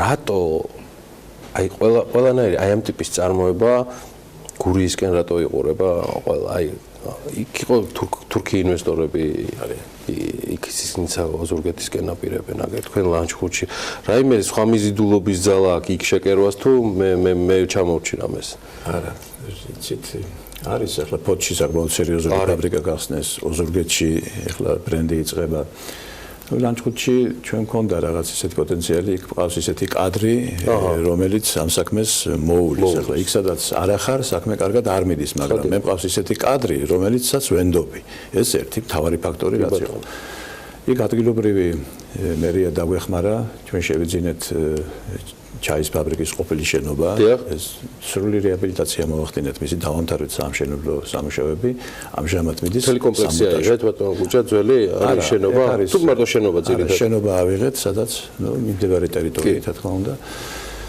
და საკმაოდ კარგი სამკერვალო წარმოება გამოდის მაღალი დონის რომელიც ამოიქოქრება ორ თვეში მაქსიმუმ ბატონო გუჯა ჩვენ სადღაც მარტის თვეში უკვე ფიქრობთ გაშვებას დიახ ეხლა იქ დაიწყო უკვე სასწავლო უბანი გავხსენით სადაც უკვე ხალხი მოდის და ისეთი ინტერესი და ისეთი რიგია უკვე რა 200 ადამიანი უკვე სია შედგენილი რომელიც ელოდებიან როდის დაიწყება მუშაობა და კიდევ რა არის ახლა უნდა ვთქვა ესეც ახლა კონკურენტუნარიანობა იგივე თურქეთთან და ახლა იგივე ფოთში ძალიან ბევრი ესენი მოდიან და მანქანებით მიყავთ ლესა, ქობულეთი და ასე შემდეგ კრიბავენ ამ ხალხს და მიყავთ წარმოება მუშახელი დიახ ფოთი მარტო ვერ უზრუნველყოფს და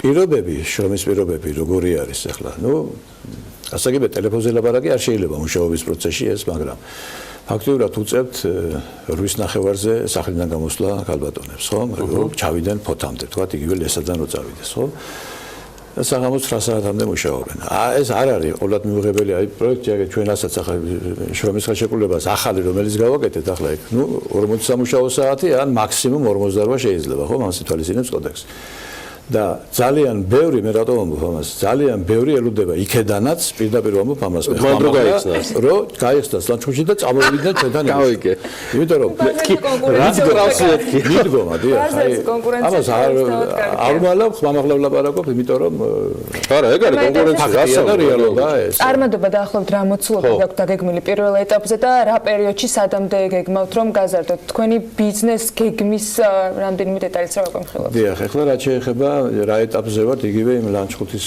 წარმოებაში. ეხლა მუშავდება სრულად ახალი სახის ნაწარმი ჩვენთვის რაც არის ეს იგივე ბულიანი ქურთუკები არა მონკლერი სხვა. და მიდის აი იმ სტადიაში ვართ რომ ამ კვირის ბოლოს უკვე შესაძლებელია მოხდეს მოლაპარაკება საბოლოო მოლაპარაკება. ჩამოდიან ჩვენ დასტურები. და თუ ეს გადაწყდა ამ კუთხით მე მინდა რომ იქ სპეციალიზირებული იყოს წარმოება. ხელოვნებაში მაქვს ის რომ დიდი რაოდენობის შეკვეთის შემთხვევაში, როდესაც ერთ და იგივე ნაწარმი იკერება, ხარისხიც კარგია და წარმადობაც კარგია. აი ამას მინდა დაუქვემდება რომ მე ის წარმოება. ხარისხზე ორიენტირებული უკვე. დიახ, ამაზე სხვა გეგმები არის ისეთი, ჩვენ აუცილებლად ვიქნებით თქვენთან კავშირზე, ბატონო გუჩა, მაგრამ ელსელემას გეგმებიდან გამომდინარე უახლოეს ხო არ რჩება ან რაიმე კონტრაქტი, ან რაიმე ბრენდი, ან რაიმე ისეთი მიმართულება, რომელიც უკვე შევაცვლოთ მოსაკითხი ამბავი გვექნება. უკვე შესასვლელი ამბავი იქნება. გახსნის დროს აჯობებს ალბათ ადგილზე. გახსნის დროს აჯობებს ალბათ. წარმატებები. დიდი მადლობა მაიკლ არეთს, საერთაშორისო კონსულტანტს. Thank you for being with us for this very interesting conversation. ესელემას დამფუძნებელს და მართულ პარტნიორს ჩვენ ხა გავალთ მოკლე რეკლამაზე. სტუმრებს გავაცილებთ და სულ მალე დაგიბრუნდებით. დანარჩენი სიახლეები BMG-ზე წაიკითხეთ. ფაქტიურად რამდენიმე წუთში იქნება ეს ინტერვიუ უკვე აქტუალური ჩვენს ვებგვერდზე.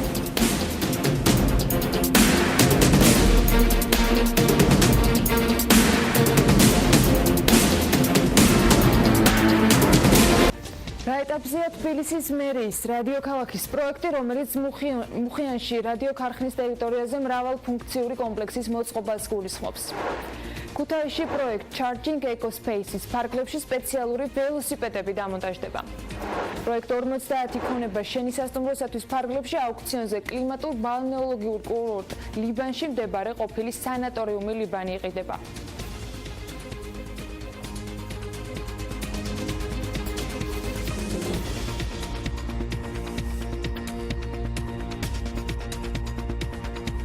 ერთ-ერთი პროექტი, რომელზეც თბილისის მერია მუშაობს და რომელიც ჯერ კიდევ წინასაარჩევნო პერიოდში კახაკალაძემ დაანონსა, რადიო ქალაქის პროექტია. ინიციატივაზე ინტერესთა გამოხატვას მერია უახლოეს პერიოდში გამოაცხადებს. ეს არის პროექტი, რომელიც მუხიანში ყოფილი რადიო ქარხნის ტერიტორიაზე მრავალფუნქციური კომპლექსის მოწყობას ითვალისწინებს. სანამ მერიაში პროექტის განხორციელების გადაწყვეტილებას მიიღებენ, მათი ინფორმაციით მანამდე მიზანშეწონილობის კვლევა ჩატარდება. რადიო ქალაქთან დაკავშირებით მე შემიძლია გითხრათ, რომ ინტერესთა გამოხატვა სწორედ კვლევასთან დაკავშირებით ცხადდება ამ ეტაპზე. ჩვენ გვინდა რომ სწორედ კვლევამ გვანახოს რა უნდა გაკეთდეს, რა არის სწორი, რისი მოთხოვნა არის და ამ კვლევის შედეგად გამოჩნდება მთლიანად კერძო სექტორს გადავცემთ ამ პროექტის განხორციელებისთვის, მთლიანად მერია გაკეთდა, ანუ ჩვენ გვინდა რომ კვლევამ გვანახოს ეს და წინასწარ არ მივიღოთ გადაწყვეტილება. ამიტომ დაახლოებით 4-5 თვეში უკვე შეგვეძლება დეტალებზე ვისაუბროთ, როცა გვექნება კვლევა. მერიის ეკონომიკური პოლიტიკის საქალაქო სამსახურის ხელმძღვანელის განცხადებით, თბილისის მერიაში შეიქმნება ინვესტორთა საინფორმაციო პორტალიც, რომელიც ინვესტორებზე ორიენტირებულ მუნიციპალურ სერვისებს გააერთიანებს. ჩვენ გვინდა რომ შევქმნათ საბოლოო ჯამში მივიდეთ იქამდე რომ იყოს ერთი ფანჯრის პრინციპი ინვესტორისთვის, რომ მას არ ჭირდებოდეს ასე ვთქვათ ცალ-ცალკე სამსახურებში სირბილი და ინფორმაციის მოძიება, ინფორმაცია უნდა იყოს კონსოლიდირებული, პორტფელი უნდა იყოს მიმზიდველი. ძალიან ხშირად მოდის ჩვენთან ინვესტორი და გვეკითხება, აი მე მინდა დავუშვათ სასტუმროს მშენებლობა, რა ნაბიჯები უნდა გავიარო, რა სამსახურს უნდა მივმართო და ეხლა რეალურად უწევს ცალკე ქონებას მიმართოს თუ ქონებასთან დაკავშირებული კითხვა ცალკე არქიტექტურაში შეიტანოს და ჩვენ გვინდა რომ ეს იყოს ერთიანი სისტემა და ეს საქალაქო სამსახურები იყვნენ გაერთიანებული ამ ერთიან სისტემაში, რომ იყოს სინქრონიზირებული ეს სამსახურება. RMG-ის დირექტორებმა სააქციო საზოგადოება RMG კუპერის და შპს RMG Gold-ის გარემოს დაცვის თანამშრომელთა შრომის უსაფრთხოების და ჯანდაცვის საკითხების ერთიანი პოლიტიკის სახელმძღვანელო დოკუმენტს ხელი მოაწერეს. ამ დოკუმენტში წარმოდგენილია კომპანიის ხედვა და პრინციპები, თუ როგორ უნდა განხორციელდეს გარემოს ხარისხის გაუმჯობესებაზე ზრუნვა და კომპანიაში დასაქმებული თანამშრომლების ჯანმრთელობის დაცვის მიზნით შრომის უსაფრთხოების ზომების გამკაცრება. ხელმოწერილი შეთანხმებით კომპანია RMG ადასტურებს, რომ უახლოესი 5 წლის განმავლობაში განახორციელებს შესაბამის ღონისძიებებს თავის საწარმოებში საერთაშორისო სტანდარტების დასანერგად, რათა ამ დრომდე გარემოს დაცვითი და შრომის უსაფრთხოების სფეროში გამოვლენილი ხარვეზები გამოასწოროს. ამავე დროს დოკუმენტი სახელმძღვანელოა თითოეული თანამშრომლისთვისაც.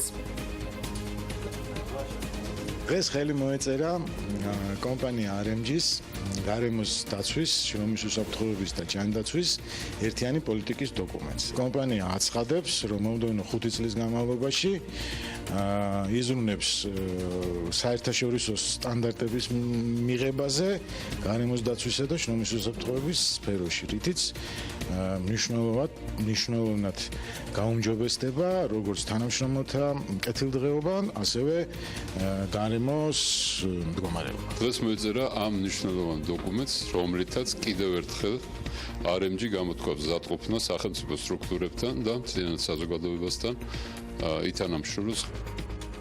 ქუთაისში პროექტ Charging Eco-Spaces ფარგლებში სპეციალური ველოსიპედები დამონტაჟდება, რომლებიც ენერგიას გამოიმუშავებენ. ენერგო პლატფორმის ცნობით, ამ ველოსიპედის მეშვეობით ნებისმიერ მსურველს შეიძლება ერთი მხრივ გამოიმუშავოს ენერგია და მეორე მხრივ დატანოს ნებისმიერი ნივთი, მაგალითად მობილური ლეპტოპი და ასე შემდეგ. სულ 3 ასეთი ველოსიპედი დაიდგმება. 2 წინასწარ შერჩეულ სკვერში, ერთი კი პროექტის ორგანიზატორის ოფისში. საავტომობილო გზების დეპარტამენტი კი მოლითი ჩუმათელეთის გზის მონაკვეთის რეაბილიტაციისათვის კონტრაქტორ კომპანიას ეძებს. უწყება ძირულა ხარაგაული მოლითი ფონა ჩუმათელეთის შიდა სახელმწიფოებრივი გზის მოლითი ჩუმათელეთის მონაკვეთის რეაბილიტაციაზე მოწვევა უკვე გამოაცხადა. წინადადებების წარდგენის ვადა 28 მარტის 16 საათია. გამარჯვებულმა გზის რეაბილიტაცია 30 თვეში უნდა დაასრულოს. პროექტი აზიის განვითარების ბანკის მიერ დაფინანსდება. ბანკმა რიკოთის სოფლების დამაკავშირებელი გზის მშენებლობისათვის საქართველოს ჯამში 80 მილიონი დოლარი გამოუყო. სახელმწიფო ქონების ეროვნულმა სააგენტომ პროექტი 50 ქონება შენის სასტუმროსათვის ფარგლებში აუქციონზე კლიმატურ ბალნეოლოგიურ კურორტ ლიბანში მდებარე ყოფილი სანატორიუმი ლიბანი გასაყიდად გამოიტანა. სანატორიუმი მე-19 საუკუნის პირველ ნახევარში ამპირის სტილში აშენებული. ამ შენობის მთავარ კორპუსში სიგრძეში 153 მეტრია და 3 სართულისაგან შედგება. ქონების საერთო ფართი კი 52040 კვადრატული მეტრია. ქონების საწყისი გასაყიდი ფასი 937.000 ლარს შეადგენს. ვენახების ეროვნული კადასტრის პროგრამის შესრულებაში პორტუგალიელი ექსპერტი ჩაერთო პროექტის მხარდაჭერას გერმანიის საერთაშორისო თანამშრომლობის სააგენტო უცხადებს. ანა ლუჟი 2018-19 წლებში ღვინის ეროვნულ სააგენტოში კონსულტანტად იმუშავებს. კადასტრის პროგრამის ფარგლებში კი 2014 წლიდან დღემდე საქართველოს ვენახების კადასტრის აგებისა და ფუნქციონირების კონცეფცია. დამუშავდა საკადასტრო დოკუმენტების ნაკრები, შეერჩა მონაცემთა ელექტრონული ბაზა, სადაც თავს საკადასტრო ინფორმაცია მოიყრეს. ძველი სამუშაო დღეების შემდეგ ვაშინგტონში მცხოვრები პროგრამისტი დანიელ ტურისინი თავს გადაღლილად გრძნობდა. როცა იმის გარკვევა დაიწყო, თუ როგორ ახერხებდნენ მისი კოლეგები დღის ბოლომდე ძალების განაწილებას, მან გაიგო, რომ ნაწილი შესვენებას მანქანაში წილში ატარებდა, ნაწილი კიდევ პირდაპირ სამუშაო მაგიდასთან იძინებდა. ტურისინი მაშინ მიხვდა, რომ გადაღლილ თანამშრომლებს დღის განმავლობაში მოკლედ ძილი სჭირდებოდათ. ამის შემდეგ კი შეიქმნა ძილის კაფე სახელად რიჩარდი. ანუ დაამუხტვა მის ბიზნესზე ამერიკის ხმის ჟურნალისტი ნანა საჯაიაგვი ამბობს. ვაშინგტონის სამთავრობო სააგენტოების, ფინანსური ინსტიტუტების და კორპორაციების ქალაქია. ქალაქის შუაგულში, სადაც ადამიანები დროის დიდ ნაწილს მუშაობაში ატარებენ, ახალი კაფე გაიხსნა, სახელად რიჩარდი, ანუ დამუხტვა. აქ მოსულებს დაძინებაში რბილი ბალიშები, ლავანდის არომატი და მუსიკა ეხმარება.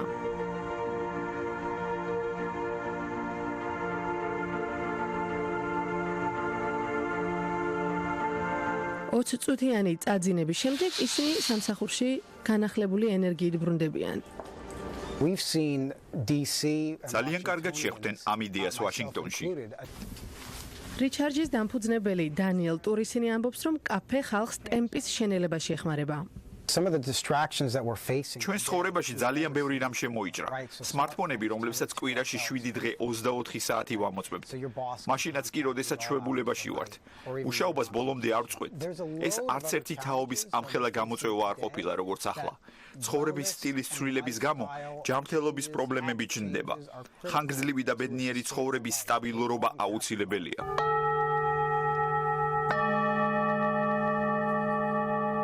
ფიზიკური და ფსიქიკური სიჯანსაღისთვის კომპანია მედიტაციის სესიებსაც ატარებს. როცა მშვიდ მუსიკას და ხმებს უსმენენ, ივიწყებენ დღის განმავლობაში მომხდარ ცუდ მოვლენებს. ეს ხმები ადამიანის ორგანიზმის სხვადასხვა ნაწილზე მუშაობს და მათ დამშვიდებასა და დასვენებაში ეხმარება. მე ყველაზე ადვილი როლი მაქვს. ხალხს ვასწავლი უბრალოდ ხელები აწიონ და ასე 30 წამი დარჩნენ. შემდეგ ხელს ნელ-ნელად აბლაწევენ, ესმით მუსიკის ხმა და იწყებენ საკუთარი სუნთქვის მოსმენას. ისეთი შეგრძნება მიჩნდება, თითქოს ახალ დღეს ვიწყებ და აღარ ფიქრობ იმაზე, როგორ ჩავამთავრო ეს დღე. ეს დიდი მიღწევაა. თითქოს ეს ადგილი მაწუხებს ყბა და მხრები. მუდმივად დაძაბული ვარ, ამიტომ მედიტაცია მეხმარება, ვდუნდები და თავს უკეთ ვგრძნობ. ჩანსაღი ცხოვრების წესის პოპულარობასთან ერთად დანიელ ტურისინს იმედი აქვს, რომ მისი ბიზნესი გაფართოვდება. მანამდე კი წამოწყებით ამაყობს. ნანა საჯაია, ამერიკის ხმა, ვაშინგტონი.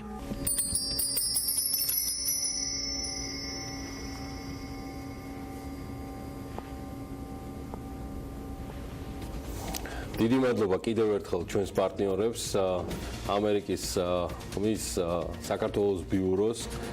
ძალიან საინტერესო სიუჟეტების პრეზენტირებისთვის მუდმივ რეჟიმში BMG-ის ეთერში.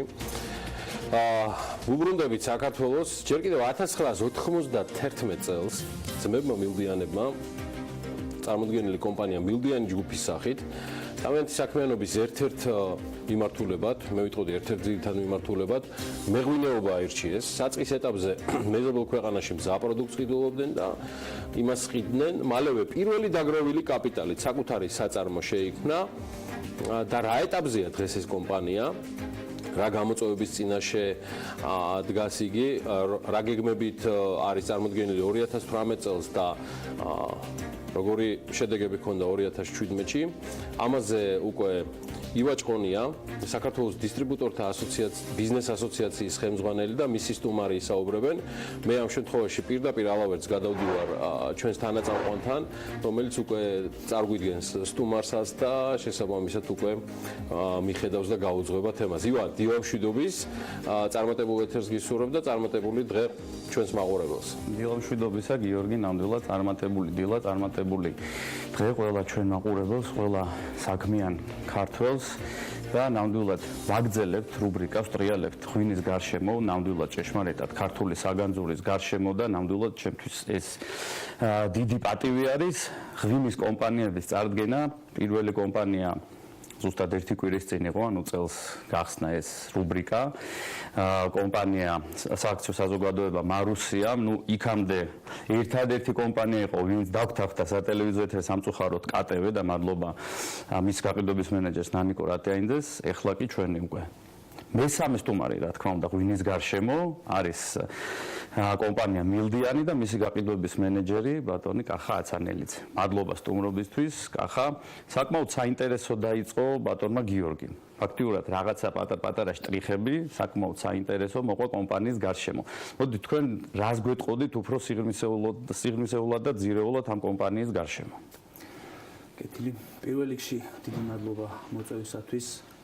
TV პირველს მის სამყაროს ივა შენ დიდი მადლობა რომ ესეთ ლამაზ კარგ საქმეს აკეთებ და დიდი წვლილი შედგა პირველ რიგში დისტრიბუციის განვითარებაში და შემდეგ რა თქმა უნდა განსაკუთრებით ვიცი რომ ძალიან ახლოს ხარ და პატივცემ ღვინოს და გიყვარს ხალხი ვინც მაგ საქმეს ემსახურება. ეხლა რაც შეეხება ჩვენს კომპანიას წამყვანმაც აღნიშნა ისტორია დაიწყო ძალიან შორს 1991 წელს. ამით უკვე ბევრი რამე არის ნათქვამი. სათავეში ჩაუდგა 4 ძმა, რომლებიც დღემდე აქტიურად აგრძელებენ მუშაობას. ამ გზა იყო რთული, ძნელი, მაგრამ აქამდე მოვედით და ვამაყობთ, რაც გავაკეთეთ და რაც შევქმნით. ჩვენს ხელთ არსებო ჩვენს კომპანიაში აქვს თავისი ვენახები.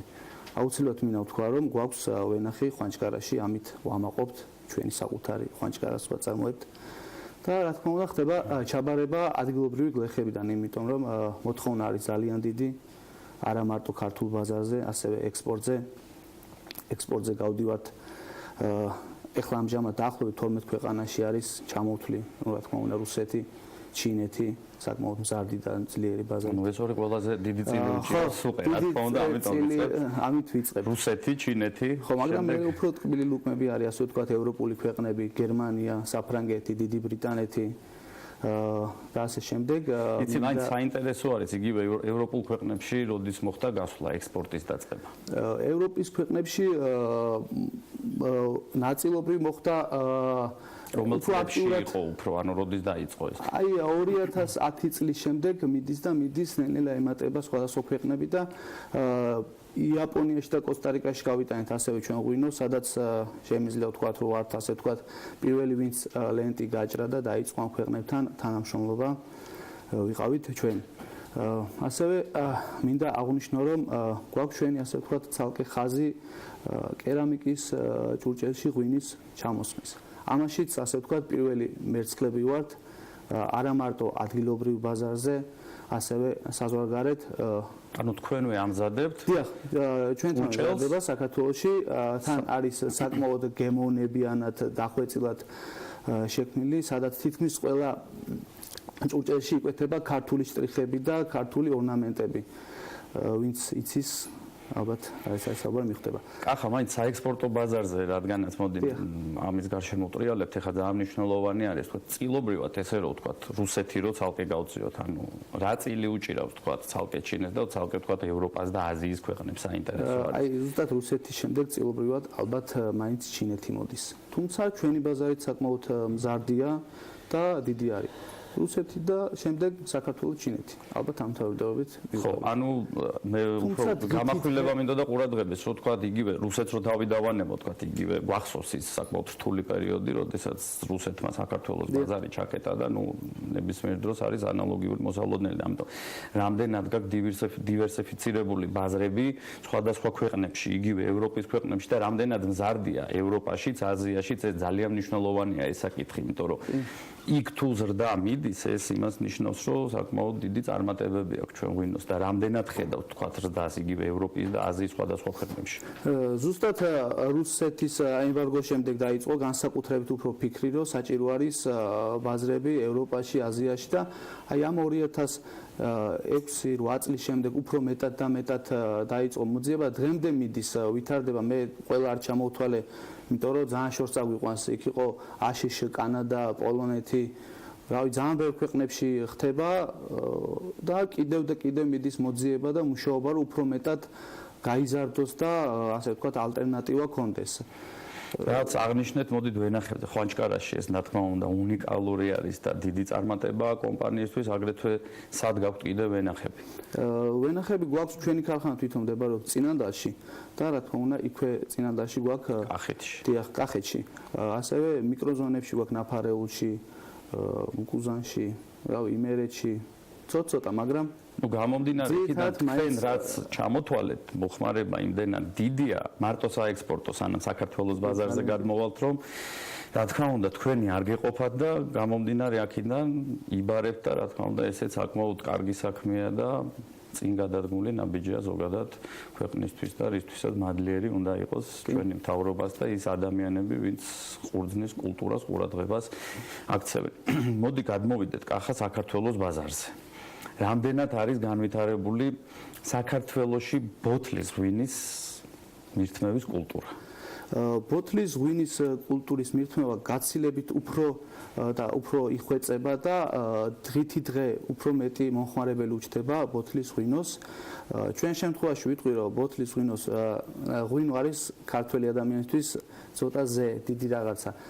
თან როცა ბოთლზე აწერია შენი გვარი მილდიანი ამ შემთხვევაში აი დიდი პასუხისმგებლობა არის თვითონ მფლობელები უშუალოდ ჩართულები არიან წარმოებაში მთელი სულით და გულით ასე ვთქვათ თავიდან ბოლომდე იმიტომ რომ დიდი პასუხისმგებლობა არის სასწორზე დევს შენი ქვეყნის ნაწილი კულტურის სული ღვინო და პლუს ამას აწერია შენი გვარი და გინდა რომ იყო აი ყველაზე გამორჩეული ყველაზე მაგარი ამას ემატება საკმაოდ კრეატიულად და გემოვნებიანი შეფუთვა და ჯამში მომხმარებელთან მიდის რა ვიცი მაგარი პროდუქტი. ყოველ შემთხვევაში ვინც ერთხელ მაინც დალია მეორედ აუცილებლად უბრუნდება და კმაყოფილებას გამოხატავს. ნამდვილად ვიტყოდი რომ კომპანია მილდიანი არის ერთ-ერთი ლიდერი საქართველოს ბაზარზე და ნუ თქვენი საუბრიდან გამომდინარე რა თქმა უნდა სხვადასხვა ბაზრებზე ჩვენი ქვეყნის გარეთ. აქ ერთი კიდე მთავარი საკითხი ღვინის გარშემო რაც ალბათ ყველაზე საინტერესო იქნება, ანუ ყველაზე ლიდერი პოზიცია რომელ ღვინოს უჭირავს, ან რომელ სახეობას უჭირავს გაყიდვებში, როგორც ექსპორტზე, პირველი მოდი ვთქვათ, შემდეგ უკვე საქართველოში. ну პირველ რიგში ხა რუსეთიდან გამომდინარე და არა მარტო რუსეთიდან, საქართველოში ძალიან დიდად მოთხოვნადი არის ქინძმარაული ალბათ პირველ რიგში.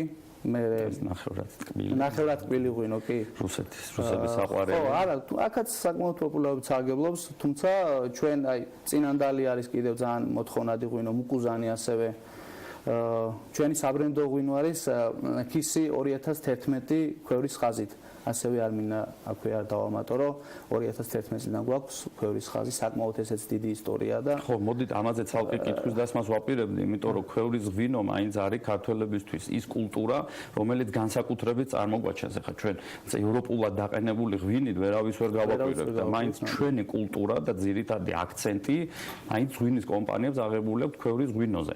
რამდენად თქვენი კომპანიაც ფოკუსირებულია ქვევრის ღვინოზე და თქვა რამდენად მზარდია ვიცი ბაზარი ესეც საინტერესოა რომ მოვიცნო. საკმაოდ აი ყველაზე დიდად ზრდადი თუნდაც წინა წელი შევადაროთ უკვე წლევანდელ წელს იგრძნობა რომ ქვევრის ღვინოს უფრო და უფრო იხვეწება, უფრო და უფრო მეტი მომხმარებელი უჩნდება და თუ გინდა რომ ის ჩამოსული ტურისტი უცხოელი გაოცო, ძირითადად ხდება ჩვენი ქვევრის ღვინით, რომელთაც თავს ვიწონებთ თან ამ ბოლოს გვაქვს ქვევრის ბუკეტი ესეთი ხაზი გავაკეთეთ, სადაც თავმოყრილია 6 საკმაოდ ცნობილი ღვინოები ქართულიდან, ქისი, კაწითელი, მწვანე, საფერავები და საკმაოდ პოპულარობით სარგებლობს და მოწონს მომხმარებელს, რაც თავარია, ჩვენც ამისთვის ვართ ორიენტირებული. ესე იგი, ყველანაირი ისტორია მოვყევით, რაც შეიძლებოდა, რაზეც შეიძლება გვესაუბრა წარმოებაზე, ღვინის კულტურაზე, გაყიდვებზე, მაგრამ ერთ-ერთი ყველაზე მნიშვნელოვანი საკითხი მაინც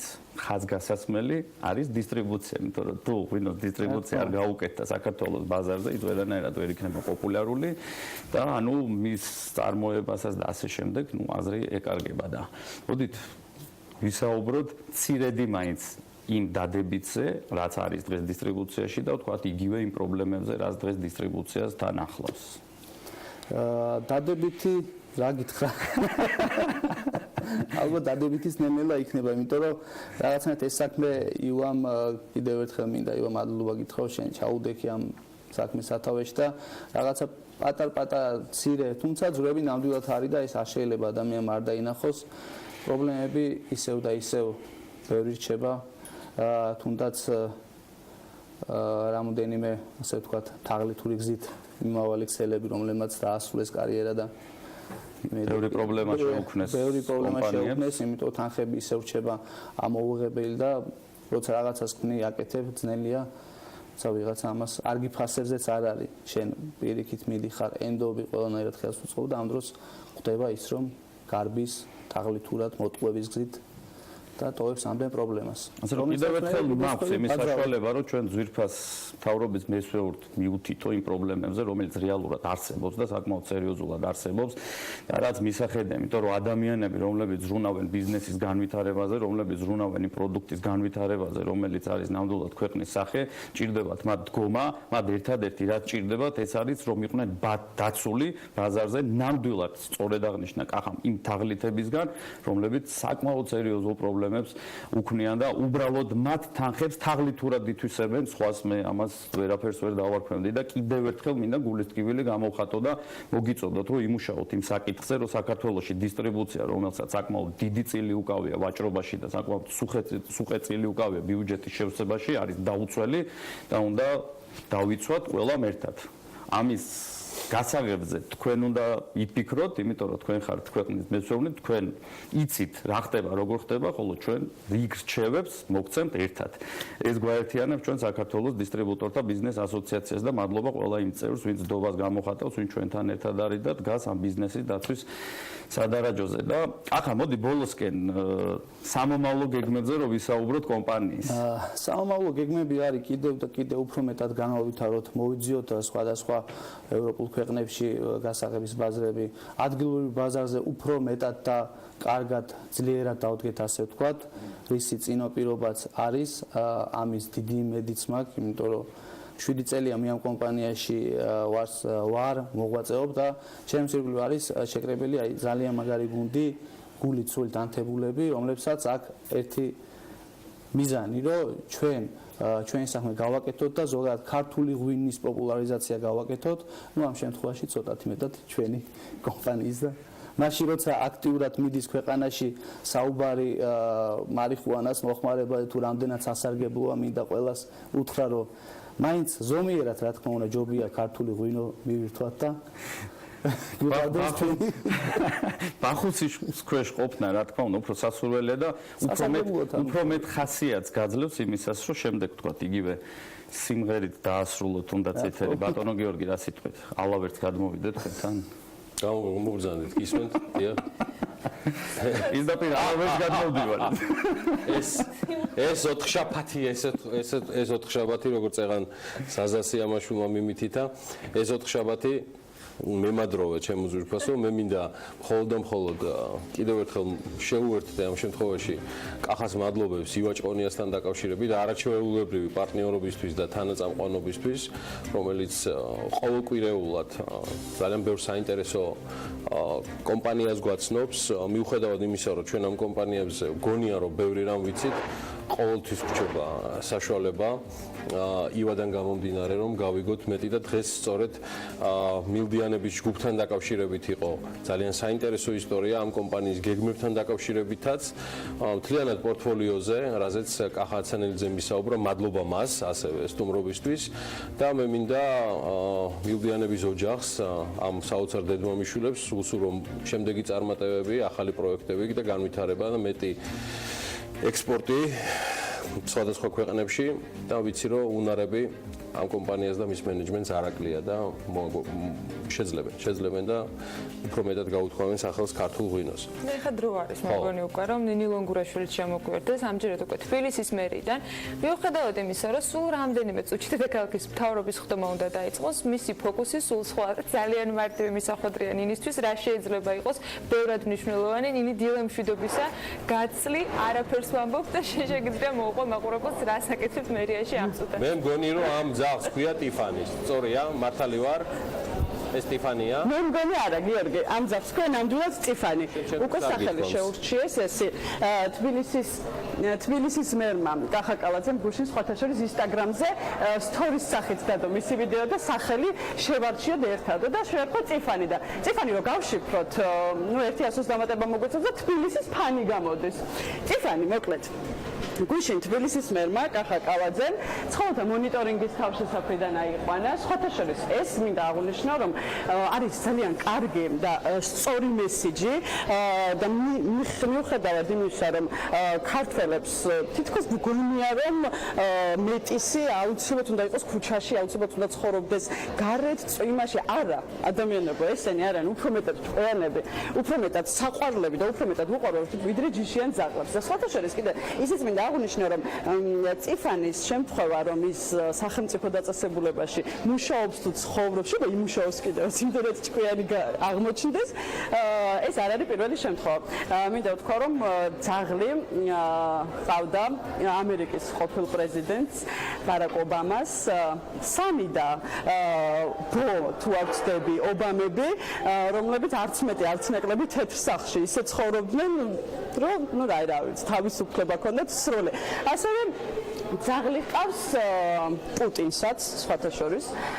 პუტინს ყავს საკმაოდ ბევრი ძაღლი და არაერთი და ბოლოს მას აჩუქეს იაპონელებმა იუმე, ასე ქვია და საკმაოდ ესეთი მკაცრი გამომეტყველების ძაღლი და მას ყოველთვის იუმე ყავს გვერდით, რადგან თუ ისეთი შეხვედრა აქვს სერიოზული, ყოველთვის იუმე მის გვერდით არის, რადგან მას როგორც აღმოჩნდა მკაცრი გამომეტყველება აქვს. გადავიდეთ ტიფანიზე, მოკლედ. ტიფანი ცხოვრობს მერიაში. ძალიან ისეთი არის, რაღაცნაირად დაჩვენებული თავშესაფარში ცხოვრობდა და ჯერ ვერ ხვდება სად არის. თუმცა მინდა აღვნიშნო, რომ მას ისე გაუმართლა ესეთი გამართლება ჩემ ძაღლსაც კი არ აქვს, რომელიც ახლა სახლში ცხოვრობს და დიდი ალბათობით ტელევიზორს უყურებს, იმიტომ რომ დედა ჩემი ყოველთვის ზურთავს, რომ აი დედა შენი ახლა არის ტელევიზორში და ალბათ ეჭვიანობს, რომ ტიფანი მყავს ხელში. ტიფანი არის წლამდე, მას ჯერ არ აქვს სახლი, მაგრამ ის კახა კალაძის ოფისში ცხოვრობს. გუშინ ჰყავდა კახას თავის ოფისში და ხშირად ატარებს მის ოფისში დროს. მოგეთ ასე, ტიფანის ბედს ჩვენ აუცილებლად მოვეკითხავთ კიდევ ახლო მომავალში, თუ რა ბედიელის მას თავრობის ხდომაზე არ დაუშვეს, მაგრამ იმედი მაქვს, რომ ცოტა ხანში სრულუფლებიანი წევრი გახდება თბილისის მერიის. მის ბედს არაფერი დახტევს მეგონი. მე მეგონა ეს თუთას დედა იყო და ეს აღმოჩნდა, რომ ორშვილიანი დედა არის უკვე. თუთას დედაც ვარ და ბუბუს დედაც ვარ. ჯერ ბუბუს დედა ვეყავი, ახლა თუთას დედა ვარ. ბუბუწინი უპირატესი არის. თუ გავითვალისწინებთ. ტიფანის დედაც გავხდები თუ საჭირო იქნებ. ხო, აგაზე კალაძე ეჭვი მაქვს, რომ ძალიან შეგეცილება და არ დათმობს ტიფანის, რასაც უყურე შენს არაჩვეულებრივ ჩათვლას, ეს დავამატებ, რომ განსხვავებით სხვა მსოფლიო ლიდერებისგან პუტინს ერთი ცუდი ჩვევა აქვს, რომ თავის ასე ვთქვათ ოთხფეხა მეგობრებს კოლეგების დასაშინებლად იყენებს პერიოდულად და ამაში განსაკუთრებით გამეცადინებული გერმანიის ლიდერი ანგელა მერკელი ყავდა, რომელსაც პანიკური შიშები და ფობიები აქვს ძაღლების და ის ფოტო გადაფარვად რაც გამოიყენეთ, კიდევ ერთხელ ასახავს ესეთი გავარვარებული თვალები რო აქვს შიშისგან მერკელს. მოკლედ მე პრეზიდენტის ისტორიის დასასრულს აბა დაამატენინი, თორე დაიწყო საქმიანი დილა უკვე ბერიაშიც. ერთი რამ მინდა, ხო, ჩართვის დასასრულს დავამატო. თბილისის მერმა გუშინ როგორც აღნიშნა, ცხოველთა მონიტორინგის სააგენტოში, როდესაც იმყოფება და მან თქვა, რომ ის გავრცელებული ჭორი, რომ თითქოს ცხოველთა მონიტორინგის სააგენტოში არის გავრცელებული ჭირი, არ შეესაბამებაო სიმართლეს. თუმცა მე ამ ინფორმაციით და საკმაოდ ისეთი ვიდეოები არსებობს ახლა მომავალში გამოყვანილ ზაღლებზე, რომლებიც ცხოველთა მონიტორინგის სააგენტოდან არიან ზუსტად გამოყვანილები, არიან ჭირით დაავადებულები და მე აი ამ ინფორმაციაზე დაყრდნობით უკვე ვიწვევ ჩვენს მერს პოლემიკაში შეიძლება ესეც ითქვას, თუნდა ჩვენთან გადაცემაში მობრძანდეს, თუნდა ჩვენ მერიიდან ჩავერთებით, მაგრამ აგვიხსნა სიტუაცია თუ რატომ თქვა მან, რომ ჭირი არ არის თავშესაფრში გავრცელებული, ამ დროს საკმაოდ ბევრი ძაღლი გამოვიყვანეთ თავშესაფრიდან, რომლებიც სწორედ ჭირით იყვნენ დაავადებულები. შენ მე მინდა რომ შენს მუდმივ თავს შესაფარს და საბინადროს დროულად დაუბრუნდე BMG-ში გეოდებით ზოვრეთის პირველში. მადლობა შენ და ტიფანის არაჩვეულებრივი ჩართვისთვის. ჩვენ ახლა მოკლე რეკლამაზე გავავთ. ზაზა აბაშიძე და ბექაბაციკაძე უკვე ემზადებიან თავისი რუბრიკისთვის. მათ სერგი კაპანაძე ეყოლებათ სტუმრად, რომელიც სულ რამდენიმე წუთში მცირედი სარეკლამო პაუზის შემდეგ უკვე დავიწყებთ გავაგრძელებთ მაუწყებლობას. მეტი რეკლამა ტელევიზორს. ამინდის პროგნოზის სპონსორია SEU Development.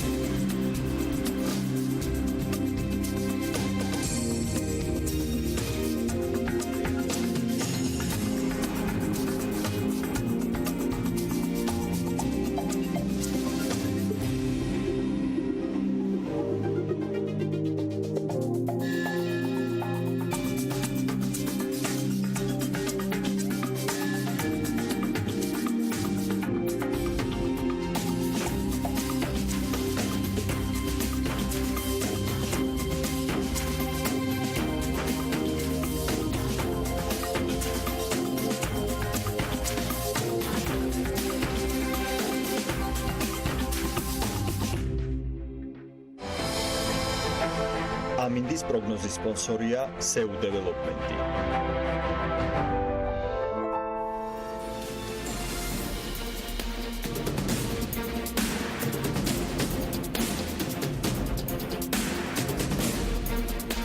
დღეს ოთხშაბათი არის, რაც იმას ნიშნავს, რომ ანა ლაპიაშვილის გულის გასახეთქად არის სპორტის რუბრიკა და კიდე უფრო თუ გავუხეთქავთ გულს, ფეხბურთზე ვილაპარაკებთ ამ შემთხვევაში მე და მუდმივი თანაწამყვანი ბექაბაციკაძე ამ რუბრიკის. ჩვენი ლაპარაკის თემა იქნება ამ შემთხვევაში ჩემპიონთა ლიგა, რომელიც გუშინ განახლდა და სტუმარიც ფეხბურთისთვის და სპორტის რუბრიკისთვის მეტად უცნაურად შეიძლება გეჩვენოს, თუმცა არც მეტი არც ნაკლები დეპუტატი სერგი კაპანაძე იქნება და მასთან ერთად გავარჩევთ ჩვენ ჩემპიონთა ლიგის მომავალ თამაშებსა და გარკვეულ პროგნოზებსაც გავაკეთებთ. მოგესალმებით კიდევ ერთხელ.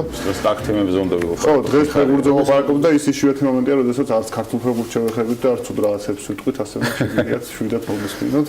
ესეში პირველი თემა არის განახლდა გუშინ ჩემპიონთა ლიგა. ამოლოდინები იყო ზოგადად, აი განახლდა ვინ არის ფავორიტ გუნდად ვინ მიგაჩნიათ და ეს აი ტოპ გუნდები, აი სამი გუნდი ან ყველაზე ფავორიტები ვინ არიან, ვისაც აი ვისგანაც ველით ყველაზე კარგ თამაშს და პრინციპში ფავორიტებიც არიან ზოგადად ტურნირის მოგების. მოგესალმებით, ძალიან მოხარულია ამ თემაზე გითხრათ არა პოლიტიკაზე. აუ ჩემი ლიგის განახლება იყო რაღაც სუფთა ხაერი რო შემოვა საფეხბურთო სამყაროში, იმიტომ რომ ვინც ახლა უყურებს წამყვან ჩემპიონატებს, ხო, ყველგან თითქმის გარკვეულია ვინ არის ჩემპიონი. ნუ ახლა იტალიას თუ არ ჩათვლით, იქ სიტი გაიქცა და ვერავინ აღარ დაეწევა, აქ ბავარია გაიქცა, ვერავინ აღარ დაეწევა, იგივე ბარსა, იგივე PSG, ანუ რაღაც ინტრიგა აღარ არის, ხო, და ამიტომ ჩემპიონთა ლიგაში ახლა ეს ყველა გუნდი რომელიც თქვი ჩემი აზრით არიან რეალური პრეტენდენტები 4-ვე რომ მოიგებენ, მაგრამ რა თქმა უნდა ჩემპიონთა ლიგა არის და ვერავინ ვერ გაიგებს და როგორ იქნება. გუშინე მოლოდინი იყო რომ იუვენტუსი ფავორიტი იყო, ბერს ეგონა რომ ტოტენჰემიც ითამაშებდა საკადრის ფეხბურთს, თუმცა რეალურად ითამაშა კიდეც კი არა, ჩემი აზრით აჯობა კიდეც გუშინ იუვენტუსს. კი, გუშინ ძალიან მაგარი ტური იყო, ორივე თამაში კარგი იყო, მე სიტი და ბაზელი ძალიან მომეწონა 4 გოლით, ან ისე რომ სიტი მაჩვენა რომ არცად წასვლას არ აპირებს, ასე ვთქვა და ნებისმიერ გუნდს შეუძლია ეთამაშოს. შორტსტასლოსი ყველა ჩემპიონატში იღებს ამ მონაწილეობას, ხო, ყველგან დარჩენილი არის და ყველგან მოგების შანსი აქვს, ასე რომ რაღაც შეიძლება რა ქვია, პოკერი გააკეთოს, ხო? მაგრამ რა შეიძლება ტოტენჰემ იუვენტუს ჩემი აზრით ძალიან კარგი თამაში იყო და ტოტენჰემი რატო მიაჩნდათ რომ ესეთ ხელწამოსაკლები გუნდს და გაუგებარია, იმიტომ რომ ერთ თამაში არ აქვს ლიგაზე საერთოდ წაგებული, მე შესანიშნავი დაცვა ყავს და პლუს კიდე ახლა ჰარი კეინი და წინა ხაზი ძალიან მაგარი ყავს. ამიტომ ესე თქვა რომ ახლა მაინც და მაინც მეორე ნომრად თამაშობდა გაუგებარია. ხო, სახლში თამაშობს ძალიან მაგრად. ხო, ერთადერთი თამაში აქვს წაგებული საერთოდ მათ შორის პრემიერ ლიგაშიც და აქედან გამომდინარე ჩვენ მგონია რომ ძალიან დიდი შანსი აქვს რომ გავა. ცუდი ის არის რომ დღევანდელი გუნდის მდგომარეობიდან ხანდახან არ ამოდის მსჯელობა. ანუ საუბარია ხომ არის რა გამოსვლელი გუნდია იუვენტუს ბერჯერაკი არის გამოცდილების ამბავი პრინციპში ჩემპიონთა ლიგაზე ძალიან მნიშვნელოვანია, მაგრამ მგონი ამ ინფორმაციის ნაკლებობაც იყო რომ რაღაცა ძალიან ხელწამოსაკრავი გუნდი ეგონათ. აი ბაზელი მანჩესტერ სიტის სცენება იყო და ამ შემთხვევაში საინტერესოა ზოგადად აი როგორ ხედავთ შეიცვალა თუ არა ჩემპიონთა ლიგა ისე რომ ბაზელის დარგუნდებს უკვე პრინციპში შანსი აღარ აქვთ რომ წინ გავიდნენ ასე ვთქვათ და ანუ უფრო ხო აი ბალანსი აირია ხო და ამ შემთხვევაში ერთი არის მდიდარი გუნდები რომლებიც ნუ უკვე ძალიან დომინანტები არიან და პატარა გუნდები რომლებსაც ძალიან უჭირს აი ამ ბალანსს ეგრე არის ხო რა თქმა უნდა ახლა იგივე ეს დარჩენილი გუნდები რო აიღოთ 5 ინგლისური გუნდია დარჩენილი ხო ანუ აქედან ახლა 5-დან რამდენი გავა ნახევარფინალში შეიძლება მოსულო ვერც ერთი ვერ გავიდეს ნუ ხო და მეორეც ხო არიან გუნდები რომლებიც ხო აი ბაზელისთან თუმცა იცი რა არის მე მაგალითად მაინც არ ვარ მომხრე იმის რომ ესეთი გუნდები საერთოდ უშანსოდ იყვნენ და არ მიიღონ მონაწილეობა იმიტომ რომ არის ხოლმე გამომწყინებები რა და ახლა მონაკო პორტოს ფინალი გამონაკლისი იყო ორი ასეთი ანდერდოგი იყო ხო ფინალში მაგრამ ისე არის ხოლმე ეგეთი გუნდები რომლებიც რაღაც კარგ თამაშს საერთოდ შარშენდელი მონაკოც ამის მაგალითია შარშენდელი მონაკოც ამის მაგალითია და ახლა ისტორიულად თუ შეხედოთ შეიძლება წლევანდელი PSG-ს ეგრე იყოს ხო არასდროს ფინალში არ არის გასული მიხედავთ რომ გალაქტიკოა და რაღაც სასწაული გუნდი ყავს ხო არ არის გამორიცხული რომ ეგეც მივიდეს ამიტომ მე მგონია რომ ჩვენერი პატარა ქვეყნებისთვის რაღაცა შანსი მაინც რო იყოს სადღაც წინ გაძვრეს ესეთი სისტემა ძალიან ცუდი არა და ბუნებრივი გადაც შევახდება მერვედფინალების მე როგორც წესი ეგეთი გუნდები არ არის ვინც რჩება მე ის მიდის კიდეც ბოლომდე ხო თუმცა არის პრობლემა თუ მერვედფინალი თამაშობს ქართულმა გუნდმა ხა მე არ ვარ ზინავი წააგოს ეტის 4-0-5 არა არ გვიდა სევდიანზე რაც შეეხება ანუ გუშინ ასეთ გამართ და დღესაც საკმაოდ ისეთი თამაშებია ხა ანონსი თუ იმშელებთ რეალი პარი სენ-ჟერმენი პორტო ლივერპული მოდი პორტო ლივერპული დავიწყოთ აქ ვითომ გამოკვეთილი ფავორიტი იდეაში ლივერპული უნდა იყოს მით უმეტეს მეორე თამაში აქვს სახში ინგლისში მაგრამ მე ვფიქრობ რომ პორტოც არ არის ასე ვთქვათ საჩუქარი მე მგონია რომ არის მაინც ლივერპული გამოკვეთილი ფავორიტი წინა ხაზი ძალიან მაგარი ყავს სადაც ფირმინოც ანუ და ფირმინო საერთოდ ბომბარდირობისთვის ნუ კრისტიანოს თუ არ ჩავთვლით იბრძვის ხო უშინი გაასრო კეინმა მაგრამ მე მგონი აქ შანსი რო ეხლა ამოუკაჩოს ამიტომ არის ალბათ მაინც ფავორიტი თან სახში ძალიან მაგრად თამაშობს ლივერპული სიტი ერთადერთი გუნდია ვისაც დამარცხებული ყავს ამიტომ ამ თამაში თუ რაღაც დიდი ანგარიშით არ წააგო მე მგონია რომ ძალიან დიდ შანსს შეინარჩუნებს იგივე ფრეზე და მინიმალურ წაგებაზეც რომ მე სახში დააბრუნოს მაგრამ პორტო მეორეც ხო ერთ-ერთი იმ გუნდთაგანი არის რომელიც ასევე კარგად თამაშობს სახში ძალიან კარგი შედეგი აქვს ოღონდ უბრალოდ ძალიან დაძაბული აქვს ხო ანუ ებრძვის ბენფიკასაც და სპორტინგსაც და ამიტომ მე მგონია რომ მაინც ვერ გაძლებს რაღაც ეგეთი შაბეჭდილებას იმიტომ რომ რაღაცა ბოლომდე ჩართული არის ყველა ფრონტზე პორტუგალიაში ძალიან დაძაბულს ხო მაგრამ აი იდეაში ბაზელი არ არის პორტო რომ გუშინ ბაზელმა უშანსო წააგო არა ნამდვილად არის თან სახში პორტო ძალიან ძლიერი გუნდია და თან რა თქმა უნდა მაღალი ტემპის და ესეთ პრესინგის ფეხბურთს თამაშობს, ამიტომ ესეთ თამაში ნებისმიერ რამე შეიძლება მოხდეს. ან ვიზავიც ახლა ლივერპული არის მიუხედავად დიდი პატივისცემისა და რომელიც არ არის საუკეთესო ფორმაში, მოდი ვთქვათ, მაინც ხოდი რომ სახში კარგად თამაშობს. ერთ-ერთი გამორჩეული შეხვედრა იქნება ჩელსი ბარსელონა, რომელიც ანუ მეროთფინალებში იქნება და ეს თამაშები ისეთი არის ხო თუ გადავხედოთ ისტორიას, ზედრამატული არის ხოლმე, აი როგორი არის სერგი შენი იცი რა არის მე მგონია რომ აბა ძალიან ძლიერი საქმეა რა თქმა უნდა ნუ ყველა კარგად იცის ჩელსი რა დღეშიც არის ახლა ხო ძალიან ცუდი სეზონი აქვს წვრთნას ზოლის მოხსნა თვითონაც არ იცის ხო ანუ ეს გასაგებია რომ სერიოზული პრობლემაა ბოლო პერიოდში განსაკუთრებით ხო მაგრამ მეორე მხრივ ახლა ჩელსია მაინც ხო და ამიტომ შეგვიძლია ნებისმიერი თამაში ითამაშოს მაღალ დონეზე წვრთნელი კონტე მაინც მაღალი დონის წვრთნელია ყველა კარგად იცის და ნებისმიერ დროს შეგვიძლია ორი თამაში ისე ჩაატაროს რომ ყველა გუნდს მოუყვეს თან ჩემპიონატზე რაღაც სხვანაირად ხო თან ჩემპიონატზე სხვანაირად მართალია ხო ერთის არის ანუ ეს კრიზისები ანუ იგივე იყო ჩელსიმ რო ჩემპიონთა ლიგა მოიგო ძალიან კრიზისული მდგომარეობა იყო იქაც ანუ ეს ჩემპიონთა ლიგის ფორმატი პრინციპში მაგიტო არის კიდე ერთ საინტერესო რომ სრულიად კრიზისულმა გუნდმა შეიძლება ამოქაჩოს და მოიგოს და გავიდეს თან ის იძლევა საბუთოს ბარსელონა კი მართალია ესპანეთის ჩემპიონატში გაიქცა და ეგ რეალს 14-17 გოლას უგებს და ხეტაფეს ვეღარ უგებს ახლა. ხო, თუმცა მეორეც ვეღარ ხეტაფეს რაღაც ისეთი ბარსელონაა, რაღაც უფრო დაბალანსებული, ვიდრე აქამდე იყო, ესეთი მეგა თამაშები არ აქვს ხოლმე. ხო, უჩის თამაშების მოგება. ეხლა იგივე ის რომ მესის ამ ტურნირში აქვს 3 გოლი გატანილი, ხო. რაღაცა შეიძლება თქვას რომ ჯერ 3 აქვს და ეხლა აიშვებს რაღაცა გაიგებს, მაგრამ რომ მოკლედ ჯერჯერობით რაღაც თავი მაინც და მაინც ვერ გამოიჩინა. თამაში 3 გოლი არ არის მესის. პრინციპში კოუტინოს გადასვლით არ ვიცი ამას იყო საუბარი რომ იქ გადაწყობა მოუწია ხო რეალურად ვალვერდეს და შეიძლება ეს დაალაგებული 4-4-2 რაღაცნაირად აირია და ეს ბოლო თამაშებში რაღაც ჩანდა რომ დემბელე ჩემემატა რომელიც შეჯერებით ვერ ადაპტირდა კარგად. მაინც მეგონია რომ ბარსელონა გავა, იმიტომ რომ ასე თამაშებში სახლში განსაკუთრებით ძალიან მაგრად თამაშობს ხოლმე, ჩელსისთანაც ისეთი კაი გამოცდილება აქვს საინტერესო თამაშები შეტანებს, მე მგონია მაინც გაცდება ჩელსის, მაგრამ ძალიან საინტერესო თამაში. ჩემს ყველა თითქმის წყვილი არის საინტერესო ხარ. არ მithქვია რეალი პესეჟი ხო დროვანდელი, რომელიც ალბათ არის მშვენება ამ მეროთფინალების ხო და მიხედავთ იმისა რომ ბევრს არ მოწონს პესეჟი და ის როგორ თამაშობს, მე მგონია რომ საფრანგეთის ჩემპიონატი რო აიღო, ჩემპიონატის ნათამაშებები რო შეადარო, პესეჟი თამაშობს ალბათ ყველაზე მაგარ ფეხბურთს. თან რეალს არჩევა. ციფრებში შევხედოთ ღირებულებებით არის ყველაზე ეს ძვირად ღირებული გუნდები იქნება ვინც მოედანზე აღარ ვამბობ მილიარდებით სასაცილო ხდება. პესეჟი არის ის რაც 2000-იანებში და დღემდე არის იყო რეალი ხო ყიდულობენ რაღაცა მეგავარსკვლავებს სასწაულ ფასად და მე მგონია ამდენი ვარსკვლავი მართლა მე მგონია არც არ თამაშობს. დღეს უფრო მეტი ვარსკვლავი მე მგონი პესეჟში იქნება და ფორმის ხრივაც გონი უფრო კარგ ფორმაშიც არის. ფეხბურთის ხარისხი პესეჟში შემიძლია არის ერთ-ერთი საუკეთესო ევროპაში. ლევანდელი მდგომარეობით, ანუ რასაც რა ფეხბურთსაც პესეჟი თამაშობს და რა ფეხბურთსაც რეალი. მე არ მომხარ რეალს რა ისტორია აქვს და პესეჟის. ისტორიები რო დავაჯახოთ. ვინ არის ფავორიტი?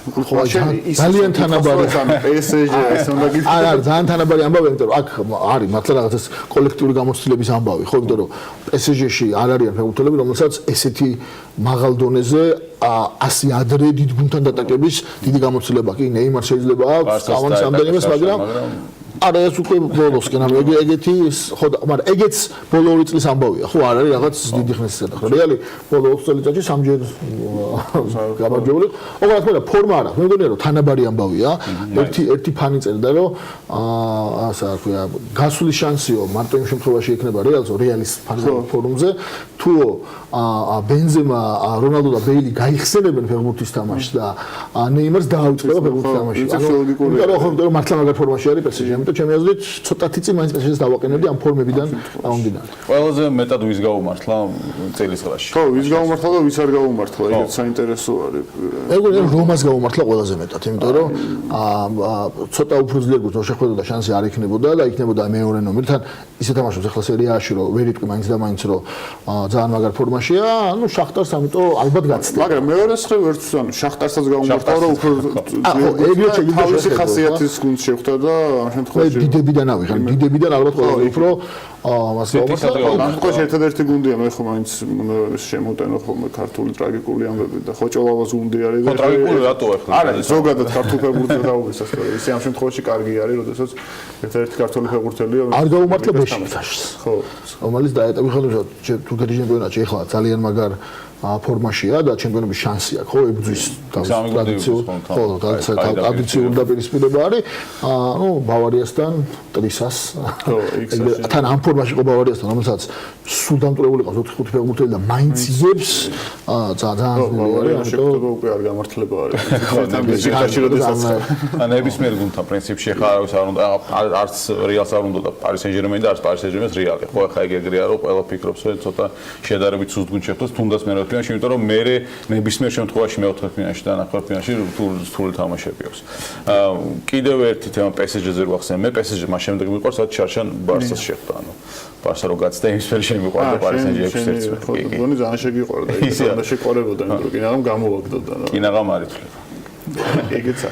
პრინციპში ეს პოლიტიკის ნაწილი არის ამ შემთხვევაში ფეხბურთის თუ შეიცვალა ეს სატრანსფერო პოლიტიკაზე წესები FIFA ცვლილებასაც აპირებს ამ შემთხვევაში გაყიდული და შესყიდული ფეხბურთელების ღირებულებითი ჯამი რო ერთი უნდა იყოს ჩემპიონთა ლიგის ასე ვთქვათ შინაარს თუ შეცვლის და ამ შემთხვევაში ხო არ გვაქვს იმის შანსი რომ აი თუნდაც პატარა გუნდებმა და ჩვენ ვლაპარაკობთ ისე ქართულ ფეხბურთს შემოვაშორებთ მე აი ჩვენ მაირო ქვეყნის წარმომადგენლებმა რომელსაც ძალიან უჭირთ რა და მე თვითონ ეს ისტორიაში ჩავხედავთ აი ეკონომიკური ფაქტორები GDP რო აიღო მოსახლეობა საქართველოს მსგავსი ქვეყნის კლუბები ვერ აღწევენ წარმატებას ფეხბურთში ანუ უფრო მეტი შანსი ხო არ აქვს და ასევე თუნდაც ბაზელს და სხვა მსგავს საშუალებას აი მე შეიძლება არა ვარ მომხრედ ხელოვნური გათანაბრების და იმიტომ რომ ჯამში ალბათ დაიწევს მე თამაშების ხარისხი და ამიტომ შეიძლება ესეთი ამბავი ჯობდეს რა თქმა უნდა რაღაც შეზღუდვები იგივე ეს ფინანსური ფეირპლეი რომელიც არსებობს დღეს ეს კარგი არის ალბათ სწორია მაგრამ რაღაც უფრო მეტი შეზღუდვა რომ მაინც ამას ხელოვნურად გაათანაბრო რომ არ მგონია რომ კიდევ ერთხელ მე თვითონ მილანის გულშემატკივარი ვარ და ამ ფინანსურმა ფეირპლეიმ შეიძლება ძალიან დააზიანოს გუნდი წელს თუ რაღაცა დიდი სანქციები თეორიულად შეიძლება ემუქრებოდეს ჯერ მოაგვარდეს მაგრამ იმიტომ რომ ბევრი ფული დახარჯეს და შედეგები არ აქვს შესაბამისი და ამიტომ ეს პრობლემა შეიძლება იყოს ხო მაგრამ საბოლოოში არა ვარ მაინც მოხრე იმიტომ რომ ჯობია რომ მოკლედ კარგი გუნდები ყოველთვის იქნებიან კარგი გუნდები და წესით იქ უნდა თამაშობდნენ უკეთესი ფეხბურთი და კარგი ჩემპიონატები რომელიც არის იქნებიან გამოწინავე ჩემპიონატები და იმიტომ იყიდება მათ ტრანსლაციები ამხელა ფასად იმიტომ შემოსავალი ხო რეალურად ევროპა ლიგასაც ხო შევეხოთ რაღაც მილანი მოხსენეთ და ევროპა ლიგას შევეხოთ იმიტომ ჩემთვის ერთადერთი გუნდი რომელსაც მართლა ესე ბავშვობიდან გულშემატკივრი რომ თავიდან ბოლომდე არის მილანი ევროპა ლიგაზე შემიძლია დავყოლოთ მილანზე. სხვა თამაშები იმდენად საზღარია ხოლმე. ესეც საინტერესო თემა არის ფინანსური ჭრილი ერთის მხრივ ჩემპიონთა ლიგის და მეორეს მხრივ ევროპა ლიგის გამარჯვებული იღებს როგორც მახსოვს თუ არ ვწდები აი შეიძლება იმდენივე ფული დააგროვა რამდენიც მერვე ფინალში ან მეოთხე ფინალში გასული ხო და ესეც мотиваციას ასე ვთქვათ აგდებს და თუნდაც დიდი გუნდები ვინც არის აქ ერთადერთი ეს დამჭერი ის იყო რომ ჩემპიონთა ლიგაზე გადადიხარ მაგრამ თუ ეს 4-ს თუ ისედაც გადიხარ მაშინ ხო არ იკლავ თავს ხო რა თქმა უნდა არის ეგ მომენტი ხო მაგალითად მინასაც აქვს ეგ მომენტი ჯერჯერობით დიდი გუნდი არ შეხვედრია არც ერთი ახლა ლუდოგორეცია შემდეგი მე მგონი რომელსაც ალბათ იმედი მაქვს რომ გაცდება და მე უკვე წამოვლენ გუნდები რომელთანაც უკვე სერიოზული თამაშები იქნება წესით ხო და ახლა მილანის შემთხვევაში მაგალითად რაც თქვი ზუსტად ეგ შემთხვევა არის ალბათობა იმისა რომ საერთოდ ვერ მოხდეს ევროპაზე მიხედავთ იმისა რომ იბრძვის და ახლა ბოლო დროს ფორმაში არის მაინც მაღალია იმიტომ რომ ახლა ჩამორჩება მაგალითად ევროპა ლიგის ზონას 3-4 გოლით ხო და ამიტომ შეიძლება ვერ გავიდეთ ერთადერთი შანსი იყოს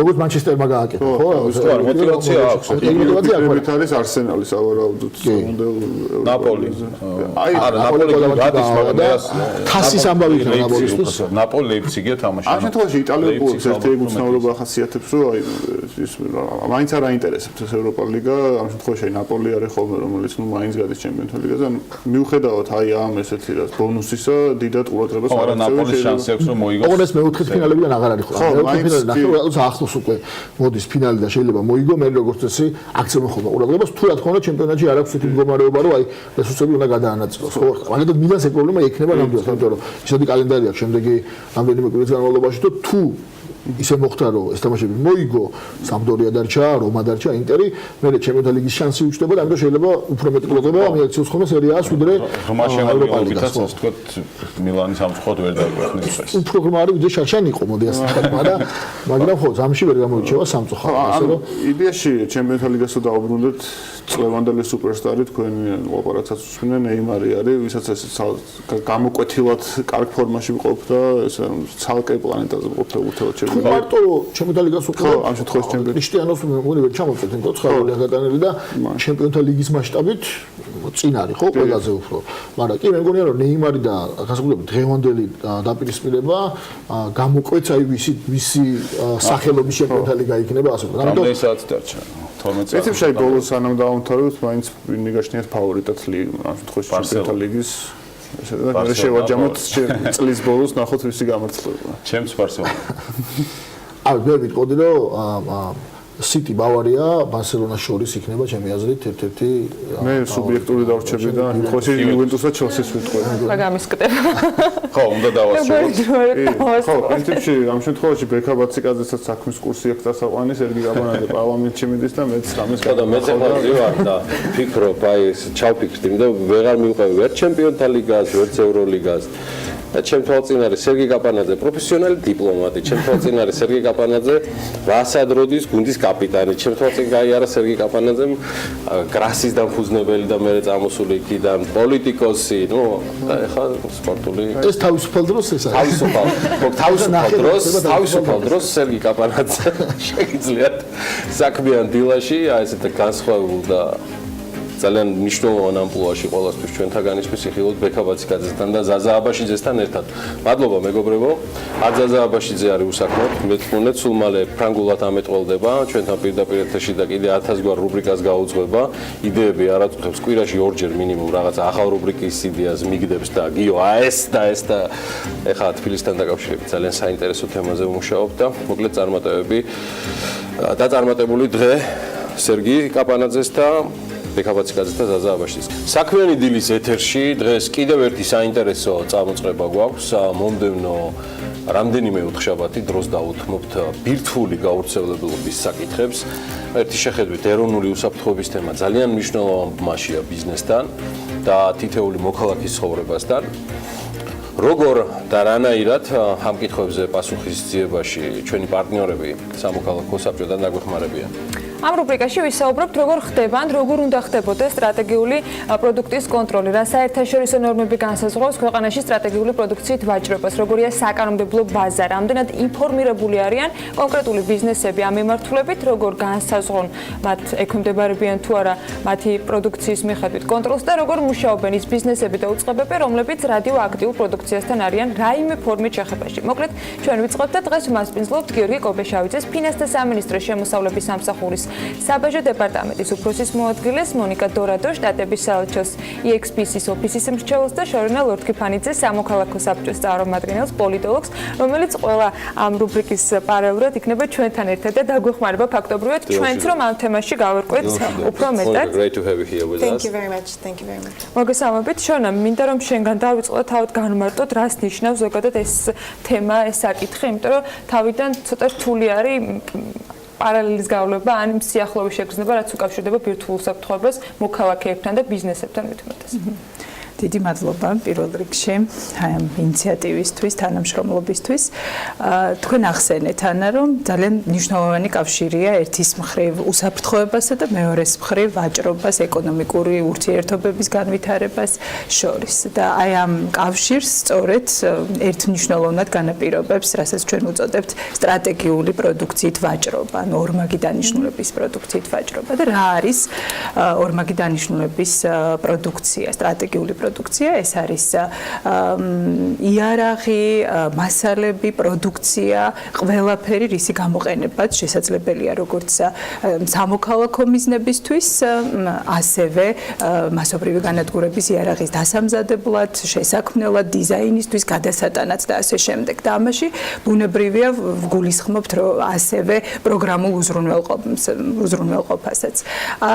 არსებობს ნუსხები საერთაშორისო საერთაშორისო ნუსხები, რომელშიც ასახულია და წარმოდგენილია ის პროდუქტები, ის პროდუქცია, რომელიც წარმოადგენს სამხედროს ერთის მხრივ და მეორე ორმაგი დანიშნულების პროდუქცია. საქართველოს 2014 წლის 1 ოქტომბრიდან მას შემდეგ რაც ძალაში შევიდა ჩვენი ახალი საკანონმდებლო ბაზა ორმაგი დანიშნულების ექსპორტის კონტროლის რეგულირების, ასე რომ ვთქვათ, შესახებ მიუერთდა ევროკავშირის ნუსხებს, სამხედრო ნუსხას და ორმაგი დანიშნულების პროდუქციის ნუსხას. ამ ნუსხაში მინდა რომ მაინც კიდევ ერთხელ დავაკონკრეტო, რომ შედის მათ შორის ლაბორატორიაში გამოსაყენებელი ნივთიერებები, რომელიც ან უფრო შესაძლოა ადვილად აღქმადი იყოს მოსახლეობისათვის, რატომ არის კავშირში თითოეულ მოქალაქესთან, იმიტომ რომ შეიძლება წარმოიდგინო, რომ თავდაცვის რაიმე ფორმის შეიარაღებასთან მათ არანაირი კავშირი ძალიან დიდი კავშირი, აი მაგალითად თანამედროვე ცხოვრება თუნდაც წარმოუდგენელია სამედიცინო სფერო დიაგნოსტიკა, აი ბირთვული და რადიაციული მეთოდებით, მკურნალობის მეთოდების გარეშე. და აი ეს ერთ-ერთი სფეროა, რომელიც პირდაპირ ჩვენ გვიკავშირდება ამ მასალების უსაფრთხოება, უსაფრთხო ჩემოტანა, რომელიც გამოიყენება დიაგნოსტიკაში, მკურნალობაში, როგორ ახერხებს ამას, ხო, როგორ უძღვება 2014 წელი ახსენე, როცა საკანონმდებლო ბაზის ცვლილება და განახლება მოხდა. დღეს რეალურად რა ფორმით ხდება სახელმწიფოს მხრიდან უზრუნველყოფა, რომ არ მოხდეს გავრცელებლობა ისეთი ნივთიერებების, რომელიც არასწორად გამოყენების შემთხვევაში შესაძლოა ძალიან ცუდი შედეგებით ახდენდეს გავლენას ადამიანებზე. შეიძლება ითქვას, რომ საქართველოს საკანონმდებლო ბაზა და ინსტიტუციური მოწყობა სრულად პასუხობს საერთაშორისო სტანდარტებს ბირთვული გავრცელებლობის რასაკვირველია. შესრულების ნაწილში ყველაფერში პასუხობს და მე ალბათ მონიკაც და ბატონი გოგიც ისაუბრებენ ამაზე და ერთს დავამატებ.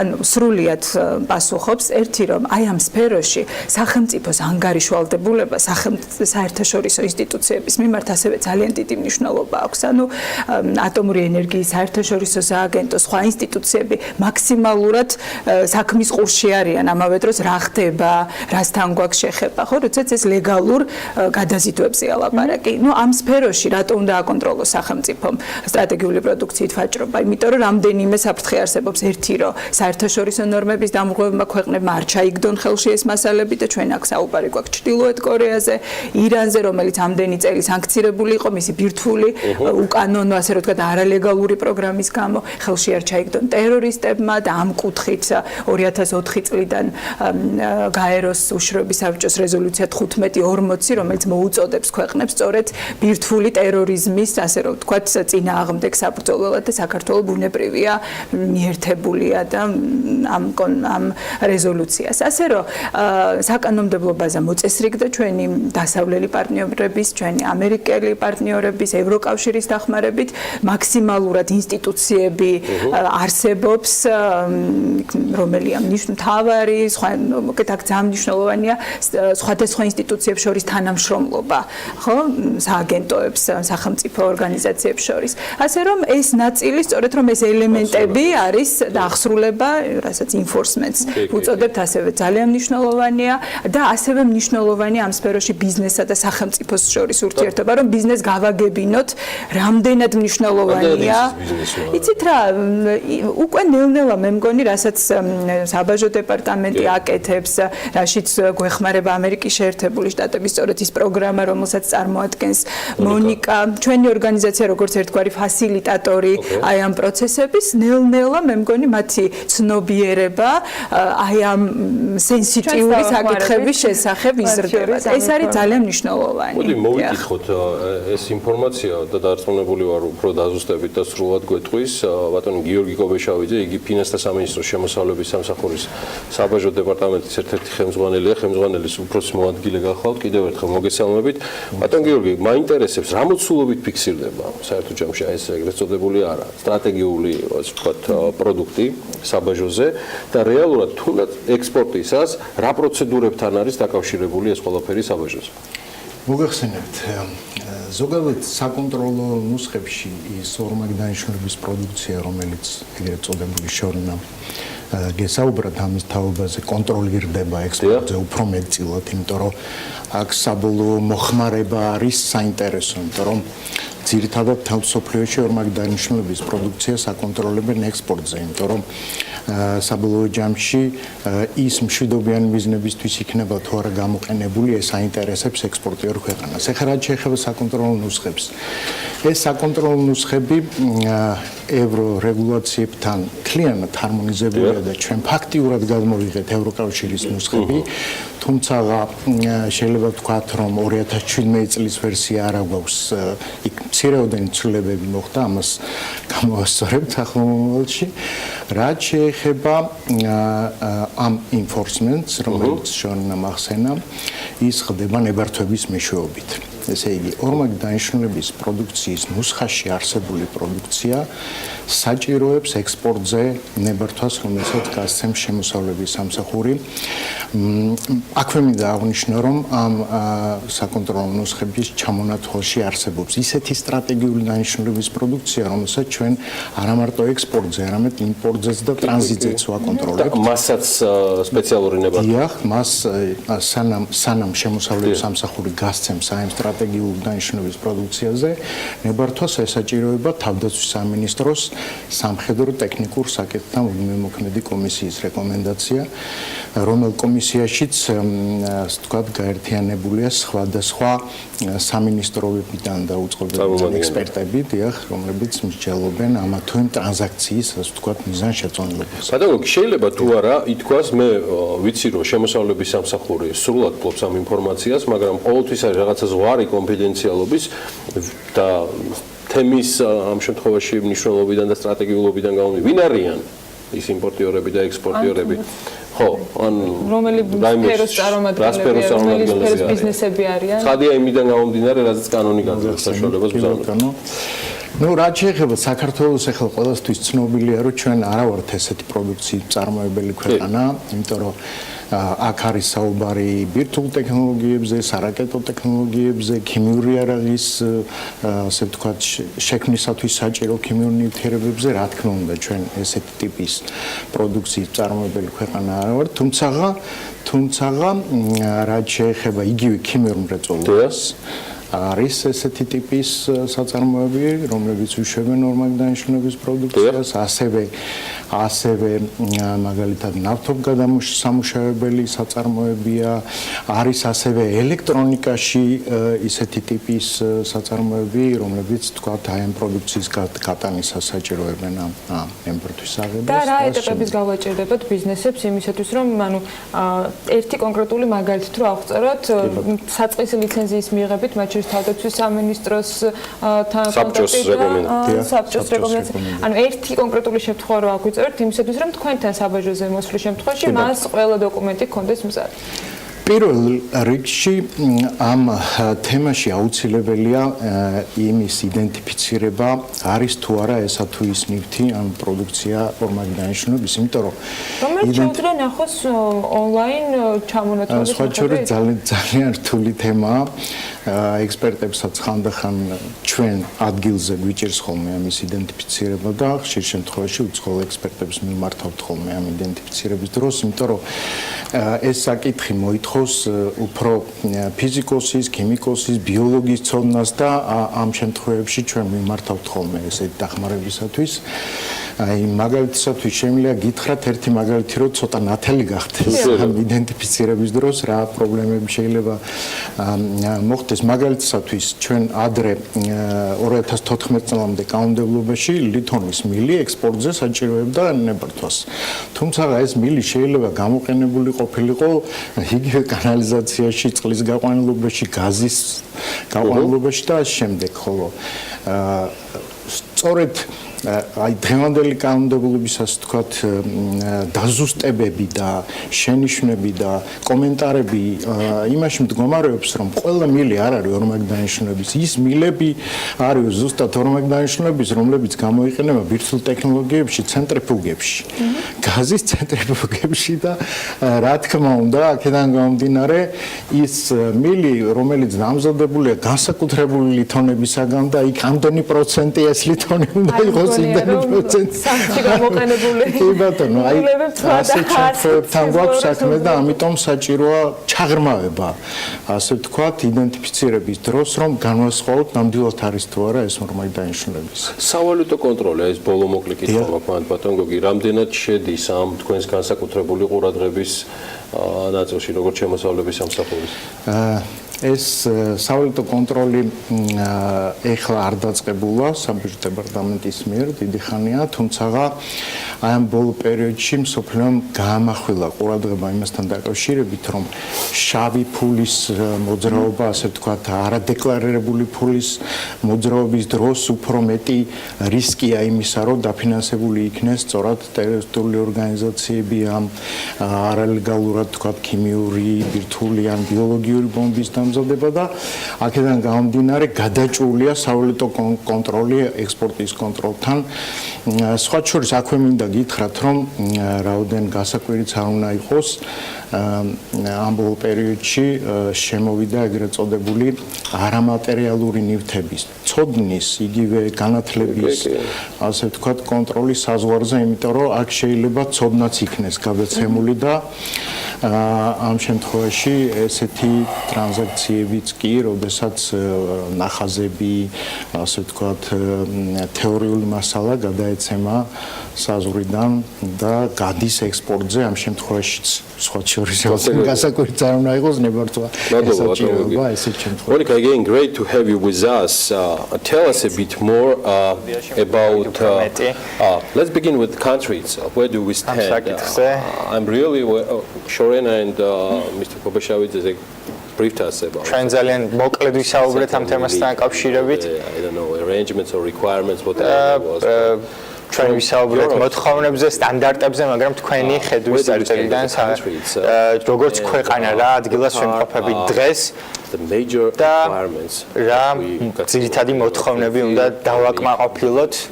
Sure, great. Again, thank you for having me. დიდი მადლობა იმისათვის, რომ მომიწვიეთ. ძალიან კარგი შესაძლებლობაა ჩემთვის, რომ განვიხილო ეს ძალიან გლობალური და მნიშვნელოვანი საკითხი, რომელიც დაკავშირებულია საექსპორტო კონტროლთან. რა ადგილას იმყოფება დღეს საქართველო. ჩვენი პროგრამის ფარგლებში შეიძლება ვთქვათ, რომ საქართველო ჩვენი ერთგვარი ვარსკვლავური პარტნიორია. მე აქ 2014 წლიდან ვიმყოფები, როდესაც უკვე შეიცვალა კანონი და დაინერგა ახალი კანონი, შესაბამისად მე თვალს ვადევნებდი ამ კანონის ცვლილებას, ვეხმარებოდი ქვეყანას იმაში, რომ განევითარებინა ტექნოლოგია, ეწარმოებინა ტრენინგები შესაბამისი დასაქმებულებისათვის და ჩვენ ასევე რა თქმა უნდა ვაწარმოებთ ჩვენი გამოცდილების გაზიარებას და ჩამოვიყვანეთ ექსპერტები იმისათვის, რათა განვიხილოთ გავრცელებლობის ამგვარი მასალების გავრცელებლობის საკითხი, ძალიან მნიშვნელოვანი საკითხია ფინანსური საკითხი, განსაკუთრებით ბანკებისათვის. ყველა დაინტერესებულია მიმართულებით, თუ როგორ უნდა მოხდეს ამ ახალი მიმართულების ნავიგაცია, შესაბამისად ჩვენი თვალთახედვიდან ჩვენ ძალიან ვაფასებთ პარტნიორობას საქართველოსთან. ისინი ნამდვილად ლიდერები არიან სხვა პარტნიორებს შორის, მაგრამ ექსპორტის კონტროლი არის მუდმივად აქტიური საკითხი, რომელიც იცვლება, ახალი საფრთხეები ჩნდება ჰორიზონტზე, შესაბამისად ყოველთვის არსებობს ახალი რამ, რისი განვითარებაც არის შესაძლებელი. მაგალითისთვის ახალი ტექნოლოგიების დანერგვა არის ძალიან მნიშვნელოვანი საკითხი დღესდღეობით და ჩვენ მოვიწვიეთ ახალი ექსპერტები იმისათვის, რათა უფრო დაწვრილებით ვისაუბროთ ამ საკითხთან დაკავშირებით, მაგალითად არასახელმწიფო აქტორების შესახებ და ამ კონტროლის შესახებ, რომელიც არის ძალიან აქტიური თემა. ასევე ინერგება ახალი ტრენინგები და ვახდენთ ამ ტრენინგების ინსტიტუციონალიზაცია საქართველოს მასშტაბით, რაც არის ახალი დონე ჩვენი თანამშრომლობისა. მაგრამ რაც ძალიან მნიშვნელოვანია არის ის, რომ საქართველოში არის ძალიან კარგი კანონი, ეს არის ძალიან კარგი ინფორმაცია, რომელიც თქვენ მოგვაწოდეთ. მაგრამ სანამ შემდეგ შეკითხვაზე გადავალ, კიდევ გვაქვს თუ არა ახალი გამოწვევები 2018 წელს თუ This is mainly I mean ongoing process. This is the main challenge. თუ სწორად გავიგე ეს არის მუდმივად აქტიური პროცესი. ეს არის მხოლოდ გამოწვევა საქართველოსთვის, ეს არის გამოწვევა მსოფლიოსათვის. მუდმივად უნდა გქონდეთ ინფორმაცია ახალი რისკების, ახალი საფრთხეების შესახებ, ახალი მასალებისა და ახალი ქიმიური განადგარების შესახებ. რომელიც ბატონო გიმაღნიშნა საქართველოს კანონმდებლობა შეესაბამება ევროკავშირის სტანდარტებს შესაბამისად, როდესაც ევროკავშირი შეცვლის საკუთარ სტანდარტებს, საქართველოს უნდა უპასუხოს ამ გამოწვევას. ეს არის დაკავშირებული ტექნიკური ექსპერტების რეკომენდაციებთან და განსხვავებულ პროცედურებთან შესაბამისად წელს ჩვენ ვეხმარებით ქვეყანას იმაში, რომ მოახდინოს მოდიფიცირება საკუთარი კანონმდებლობისა და ხანგრძლივ პერსპექტივაში ეს იქნება მუდმივად მზარდი, მუდმივად აქტიური პროცესი. საქართველოს არის ვარსკვლავური პარტნიორი, ეს არის თქვენი სიტყვები, დიახ, ნამდვილად ეს პროგრამისათვის, პროექტისა და თქვენი ოფისისათვის ასეა. ეს ნიშნავს იმას, რომ თქვენ ადარებთ საქართველოს სხვა ქვეყნებს იმასთან მიმართებით, თუ როგორ ასრულებს ის საკუთარ მოვალეობებს, არა მხოლოდ მოვალეობებს, არამედ მოთხოვნებსაც და გვადარებთ თუ არა რეგიონულ ქვეყნებს თუ ზოგადად მსოფლიოს მასშტაბით შეიძლება ითქვას, რომ ჩვენ ვართ ვარსკვლავური ქვეყანა. შეგვიძლია ვთქვათ, რომ გლობალური მასშტაბით ძალიან კარგად ასრულებს საქართველოს საკუთარ მოვალეობებს. ეს არის დაკავშირებული მიდგომასთან. რადგან ქვეყანა შეუძლია უბრალოდ შეასრულოს საკუთარი მოვალეობები და ამის იქით აღარ წავიდეს, მაგრამ საქართველოს შემთხვევაში ეს არის იმის მზადყოფნა, რომ შეასრულოს იმაზე გაცილებით მეტი ვიდრე ევალება და ეს არის დაკავშირებული საქართველოს მზადყოფნასთან, რომ განავითაროს მუდმივად საკუთარი შესაძლებლობები. საქართველოში ყველა ცნობიერებს, რომ ეს არის გლობალური გამოწვევა და ეს ჩვენთვის ძალიან მნიშვნელოვანია ამგვარი მზაობა, ამგვარი მზადყოფნა ქვეყნისაგან. ჩვენ რა თქმა უნდა მივაწოდებთ მათ ექსპერტიზას, განსხვავებული ექსპერტებისაგან და შეიძლება პროგრამის ფარგლებში დაიხარჯოს მილიონობით დოლარი, მაგრამ ქვეყნის მზაობა არის აუცილებელი. დიდი მადლობა. ფასილიტაცია გასაგებია მესმის და ძალიან ვაფასებ ამას, მაგრამ ძალიან რთულია უამრავ პროექტებს ვაშუქებთ ჩვენ ახლა ან ჩართულები ვყოფილვართ შორენა. რა არის მთავარი, რამაც ესე იმოქმედა შედეგზე. მინდა მონიკას ნარატივიც გავაგრძელო და თან რაღაცა განსხვავებული გათქმევინო და როგორ გამომივა, არ ვიცი წინასწარ, მაგრამ ვცდილობ რატო შედგა ეს საერთო პოზიტივი. აი ესე მინდა რეზუმირება გავუკეთო ამ ჩვენს დღევანდელ დაწყებას საუბრისას ოთხშაბათով. რატომ გიპასუხებთ?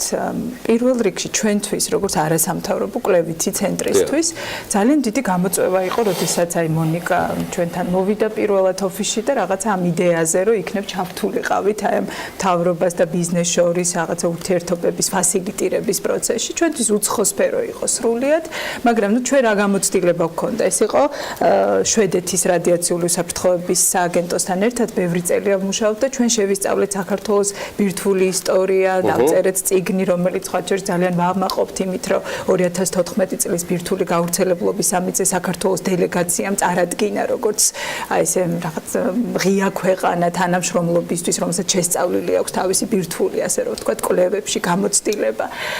და ამის შემდეგ პირველი ნაბიჯით დავიწყეთ, ეს არის შევისწავლეთ არსებული, ვნახეთ არსებული კანონმდებლობა, ინსტიტუციური ბაზა, გავიცანით ყველა სტეიქჰოლდერი და შემდეგი ნაბიჯი უკვე აღმოჩნდა ის, რომ ეხლა დრო არის, რომ აი ბიზნეს სექტორსაც შევხედოთ, რომელიც საკმაოდ თავიდან რომ ვეკავდით, ეს ჩვენ თვითონ რა თქმა უნდა საბაჟო დეპარტამენტს უფლება არ აქვს ესე პირდაპირ მოგაწოდებს, ხო? ამიტომ ჩვენ რაღაცა პატარა ანალიტიკური საგამოძიებო სამუშაო ჩავატარეთ, შევხედეთ, შევისწავლეთ, ვნახეთ, რომელია ეს კომპანიები, რასაც წარმოებენ და აი ესე ნელ-ნელა მოვაგროვეთ ეს ინფორმაცია და შემდეგ უკვე ვუკავშირდებოდით. თავიდან ცოტა სკეპტიციზმი იყო ახლა მაგრამ პრინციპში პირველი სემინარები ბიზნესთან უკვე ამერიკის საელჩოს დახმარებით იყო ჩატარებული, ასე რომ აღარ გაგვიჭირდა. შემდეგ რა ვიცი, მე მგონი რაღაცა ჩვენი ორგანიზაციის რაღაცა საიმიჯოა ის, რომ ჩვენ აი ეს ურთიერთობები კეთილგანწყობა რაღაცა ძალიან გამოგვდის, ძალიან მაყურებელს, მაგრამ ამავე დროს ძალიან გახსნილია ყველა ჩვენი პარტნიორი სახელმწიფო უწყება, ბატონი გოგის ორგანიზაცია, თავდაცვის სამინისტრო სამხედრო ტექნიკურ საკითხთა დეპარტამენტი, რომელიც ძალიან თანამშრომლურები არიან ამ ურთიერთობებში, ასევე გარკვეულწილად ჩვენ გვიწევს სახელმწიფო უსაფრთხოების სამსახურთანაც თანამშრომლობა სუსთან, რომლებიც ასევე მათი ანალიტიკური დეპარტამენტი აქტიურად არის ჩართული. ასევე მინდა გითხრათ, რომ აი ყველა ამ სტეიქჰოლდერის მონაწილეობით ჩვენ უკვე მესამე წელია ვაწყობთ საქართველოს საერთაშორისო რეგიონული უსაფრთხოების ფორუმს, რომელიც ბირთვული გავრცელებლობის საკითხებს ეხება და მთავარი მიზანი რა იყო ჩვენი, რომ საქართველოს ვაქციოთ მნიშვნელოვანი საერთაშორისო პროცესების შესახებ დისკუსიის ადგილად. ხო, ჩვენ ვამბობთ ხოლმე, აი შვეიცარია არაფრის წევრი არ არის, მაგრამ ყველაფერი იქ ხდება. ხო, შეიძლება რომ საქართველოს აი ესეც ქვეყანაც ჩამოყალიბდეს თუნდაც აი ესეთი უფრო ფართო შავი ზღვის რეგიონში. მით უმეტეს რომ ბირთვული უსაფრთხოების საკითხები ეს მართლა ყველას გვერდება. სუსი არ გვინდა და დანარჩენი ვინც გინდა ამ სტუდიაში. ორი ყვართ და ვილაპარაკოთ. კარგად იყვნენ და ამ თემებთან დაკავშირებითაც რა თქმა უნდა ეს ნახევრად ხუმრობით მათაც ველოდები ამ სტუდიაში. სხვა კომენტარს არაფერს არ გავაკეთებ გარდა ერთისა, რომ მადლობა გიორგი კობეშავიძეს, ფინანსთა სამინისტროს შემოსავლების სამსახურის საბაჟო დეპარტამენტის უფროსის მოადგილეს. საინტერესო იყო საუბარი მონიკა დორადოსთან, იგი ამერიკის შეერთებული შტატების საელჩოს EXPS ოფისის მრჩეველი გახლავთ და პროექტში ჩართული პირი. დიდი მადლობა მას იმ ობიექტური და გულწრფელი შეფასებისთვის, რომელთაც ამაყი ვიყავით მეც და ანაც ამ სტუდიაში. შორენა ლოთქიფანიძე, რომელიც სამოქალაქო საბჭოს წარმომადგენელი და პოლიტოლოგია, მხოლოდ დღეს ღიმშვიდობებად, ამის პირობა პირდაპირ ეთერში მივეცი ფაქტიურად და უკვე სხვადასხვა ბიზნესის წარმომადგენლებთან, ასევე სახელმწიფო უწყებები, ჩვენ ყველანი ერთად ვიზრუნებთ იმაზე, რომ არ გავისუსოთ არასდროს ამ სტუდიაში და ამ თემაზე ბევრი ვისაუბროთ. ეხლა რეკლამაზე გავიდეთ, მეტი რეკლამა დაერბილოს.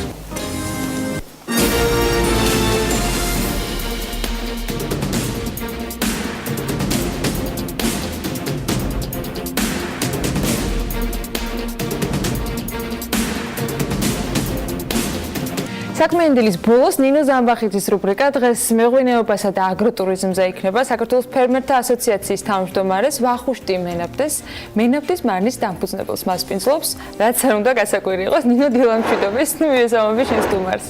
მოგესალმები, ანა, მივესალმები ჩვენს მაყურებელს. მართლა გასაკვირი არის, რომ არ ვეკითხებით ადამიანების უფლებებზე, არ ვესაუბრებით კონსტიტუციაზე და ამ შემთხვევაში ვსაუბრობთ სოფლის მეურნეობაზე, რაც სიმართლე გითხრათ ძალიან მახარებს, ეს სწორედ იმ ციკლიდან არის ადამიანები ქალაქიდან რეგიონებს რომ უბრუნდებიან და სოფლის მეურნეობას არ ვითარებენ, სწორედ ისეთი კვალიფიკაციის მქონე ადამიანები, როგორც ვახუშტია და ძალიან ამაყი ვარ, როდესაც გავიგე, რომ დაიწყო გურიაში სოფლის მეურნეობას უბრალოდ მიიღო ხელი, უნდა რომ განავითაროს აგროტურიზმი და სწორედ ის ვთქვათ გამოწვევა, რაც რეგიონს აქვს, თავისი ცოდნით, თეორიით, პრაქტიკით შეცვალოს. სწორედ ამ თემაზე სასაუბროთ მოვიწვიეთ დღეს ვახუშტი, ძალიან დიდი მადლობა ჩემთან ეთერში მოსვლისთვის. პირველი შეკითხვა, რაც მინდა დაგისვა, რაც მინდა უთხრა მაყურებელს, რო არ გამოგჩეს, იმიტომ რომ ძალიან მომწონს ეს ისტორია, როდესაც გურიაში ჩახვედი და გამოკრული იყო აბრა, იყიდება ოჯახი, რაც გულისხმობს, რომ საკარმიდამო ადგილმამულები, რომელსაც ოჯახმა გადაწყვიტა, რომ გაყიდოს, სრულად ყიდის და გადაწყვიტა ამის შეძენა. პირველი, აი, მინდა კითხო ესეთი რა ემოცია გაგიჩნდა? აი, როდესაც ჩახვედი, ეხლა დადიხარ კი იქამდე ვიცით, რომ სოფელი გაქვს და დადიხარ, მაგრამ აი რა ემოცია გაჩნდა, როდესაც გადაწყვიტა, რომ ბიზნესი გაგეკეთებინა სოფელში. აი ეს პირველი ემოცია უფრო მაინტერესებს, რომ მაყურებელი ყოველთვის მაყურებელს ყოველთვის ეს აინტერესებს. როცა პირველად ამაზე ძალიან რთულია, როდის მოხდა ეს პირველად ამის გახსნა, იმიტომ რომ ძალიან პირობითია და ბევრი რაღაც მოვლენის და ფაქტორის ერთობლიობა მიგაღებინებს ადამიანს გადაწყვეტილება. მე არ მგონია ხოლმე რომ რაღაცა ერთი ფუნდამენტური მოვლენა ხდება და იმის მერე იცვლება ყველაფერი. თავიდან ეს იყო უბრალოდ ღვინის და საკუთარი რაღაცა რეგიონის სიყვარული. ამან ერთობლიობაში მე ნელ-ნელა გააჩინა ინტერესი უკვე გურიაში არსებული ჯიშების და ვაზის და ღვინის ისტორიის შესახებ, ინფორმაციის მოგროვება,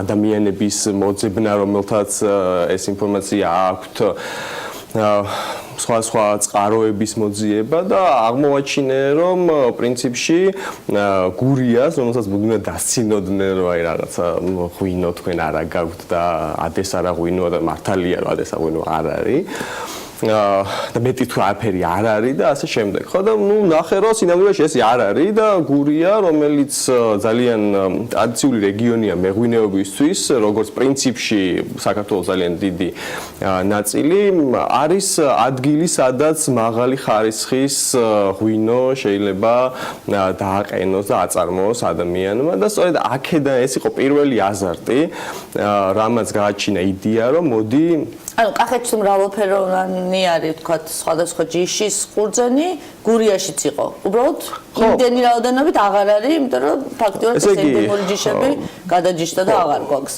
კახეთი არის პირველ ადგილზე ჯიშების რაოდენობით და გურია არის მეორე ადგილზე 60 ჯიშია, ყველა საღვინი არ არის ცხადია, მაგრამ საკმაოდ მაღალი ხარისხის ღვინის დაყენების შეძლებას იძლევა ამ ჯიშების ნაწილი.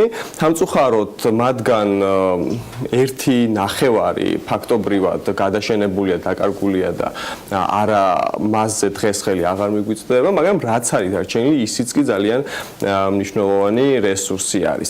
ამიტომ ამას სჭირდება დამატებითი მუშაობა, კიდევ მეტი პოპულარიზაცია, მეტი ადამიანის ჩართვა იმისთვის, რომ ეს ჯიშები განვითარდეს და ამ ძალიან პერსპექტიულ დარგს სოფლის მეურნეობის მიეცეს გასახანი და შესაძლებლობა და თან იმ ფონზე რომ სოფლის მეურნეობა არ ითვლება, ხო, მაინდა-მაინც ახლა თქვენ ეს ჩემზე ბევრად უკეთ იცით, არ ითვლება ძალიან ესე ვთქვათ საინტერესო დარგად. ნელ-ნელა იცვლება, იმიტომ შენაირი ადამიანები რომ მიდიან ეს ცხადყოფს. თავიდან ეს უფრო ჰობი იყო და პრინციპში ჩემთვის ეს დღემდე ჰობია, ვერ მივცემ თავს ახლა უფლებას იმაზე რომ ჩემს ძირითად საქმიანობაზე ეს განვიხილო, იმიტომ რომ არც სოდნა, არც გამოცდილება ამაში მე არ მაქვს ისეთი რომ ხა ამას შევხედო როგორც ჩემს ძირითად საქმეს, ეს არის პრინციპში ჩემთვის ჰობი ამ ეტაპზე და ძალიან საინტერესო საქმე, სადაც ვცდილობ აი ეს ინტერესი, ეს სიხალისე გავაერთიანო რაღაცა საქმესთანაც. სასიამოვნო სასარგებლოც გავხადო, ასე ვთქვათ. აი სოფელმა როგორ მიიღო ეს? იმიტომ რომ მაგალითად ხშირად საუბრობ ჩემ რესპონდენტებთან, მეც პირადი გამოცდილებით, რომ აი როდესაც სოფელში ჩავედით ქალაქიდან, პრინციპში იცი რომ მთელი ქალაქები რეგიონი მიგრაციას განიცდის და დიდ ქალაქში უნდათ გადმოსვლა. პირველი ის იყო რომ აი რა აქვს მიქარული, რატო ჩამოვიდა სოფელში. ჩემ შემთხვევაში ესე იყო და ძალიან ბევრი ადამიანის ისტორია მაქვს მოსმენილი. შენ შემთხვევაში როგორ ანუ სოფელმა როგორ მიიღო იგივე ის რომ შენ რომელიც ქალაქიდან ჩახვედი დაბრუნდი რეგიონში გინდა რომ განავითარო იგივე ინფორმაცია გურიაშიც ჰქონდათ ხო რომ ეს ჯიშები და შესაძლებელია კაი ხარისხის ღვინის დაყენება რატო არ ხდებოდა და აი რა რეაქცია ჰქონდათ რომ აი მიგიღეს არ მიგიღეს მოდიოდნენ გეკითხებოდნენ თქვათ იგივე რეპლიკაცია არის თუ არა რომ აი დღეს რო რაღაცებს აკეთებ და წარმატებული ხარ მოგწონს ნუ ხო აი წარმატებაც ისე შემომხედე რომ ამ ეტაპზე კარგი მაგისგან თავ შევიკავებ სანამ საბოლოოდ არ ჩამოვალ მე თვითონ არ ვნახავ მაგრამ აი როგორ არის შენი იგივე სამეზობლო და იგივე ხა სოფელში ხო ყველა ერთმანეთს იცნობს და როგორ არის მათი რეაქცია ხო ნუ ჯერ ერთი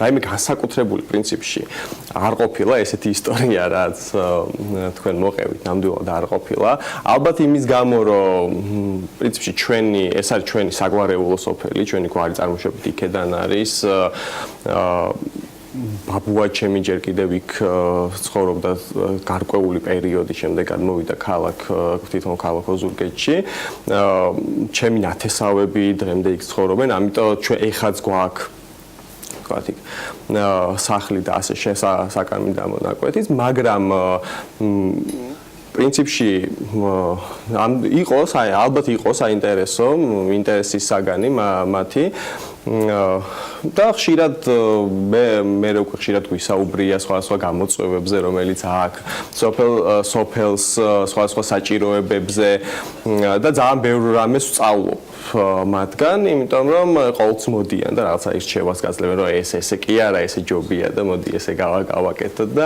არის ხოლმე დიდი დისკუსიები. რისი რა უკეთესია, რა გამოცდილება აქვს, ძალიან ბევრ რაღაცას, მათ შორის იგივე მეზობლებისგან ვიგებთ თვითონ აი ამ ოჯახის შესახებ, როგორც დასაწყისში თქვით, ხო? აი ბოლოსკენ უნდა წავიდეთ უკვე პრინციპში უნდა დავამთავროთ, რა არის? აი რას აკეთებ? და რა ინფრასტრუქტურა გაქვს? ვენახი გააშენე, სასტუმროდ, აი ორი სიტყვით რო გითხრა რო ჩამოვალთ რა დაგხვდება? ხო, მთავარი ის ჩვენ არ გვითქვია პრინციპში სად ხდება ეს ყველაფერი, ხო? ეს ხდება ოზურგეთის მუნიციპალიტეტში, სოფელ შემოქმედში, რომელიც არის ძალიან დიდი და ტრადიციული სოფელი, საეპისკოპოსო ცენტრი ამავდროულად და ამქედან გამომდინარე ასევე ისტორიული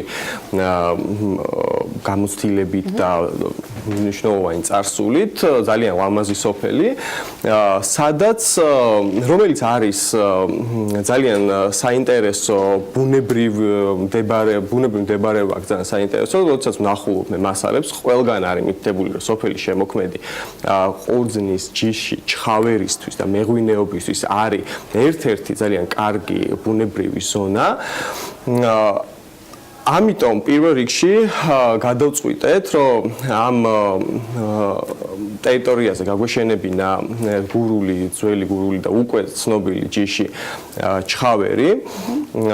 დაახლოებით ეს არის თითონ ვენახის ფართობი 1 ჰექტარი, ხოლო მთელი მარნის ტერიტორია არის დაახლოებით 2 ჰექტარი ნახევარი. ეს არის მარნის კონცეფცია, რომელიც დაახლოებით გავს უფრო მაყურებლისთვის, რომ უფრო გასაგები იყოს შატოს კონცეფციას, თუმცა ჩვენ არ ვიყენებთ ამ ტერმინს შატო, ჩვენ ვიყენებთ მარანს და ამ ტერმინში ვდებთ არა მარტო იმ მნიშვნელობას, რომელიც ღვინის დასაყენებელ ადგილს ნიშნავს, არამედ ჩვენთვის მარანი ნიშნავს ღვინის დამზადების ინფრასტრუქტურას, ვენახს და ღვინის ტურიზმით დაინტერესებული ადამიანებისთვის პატარა სასტუმროს ტიპის შენობასაც და ეს ერთობლივი კონცეფცია ღვინის დაყენება, ვენახი და სასტუმროს ინფრასტრუქტურა შევეცადეთ გაგვეერთიანებია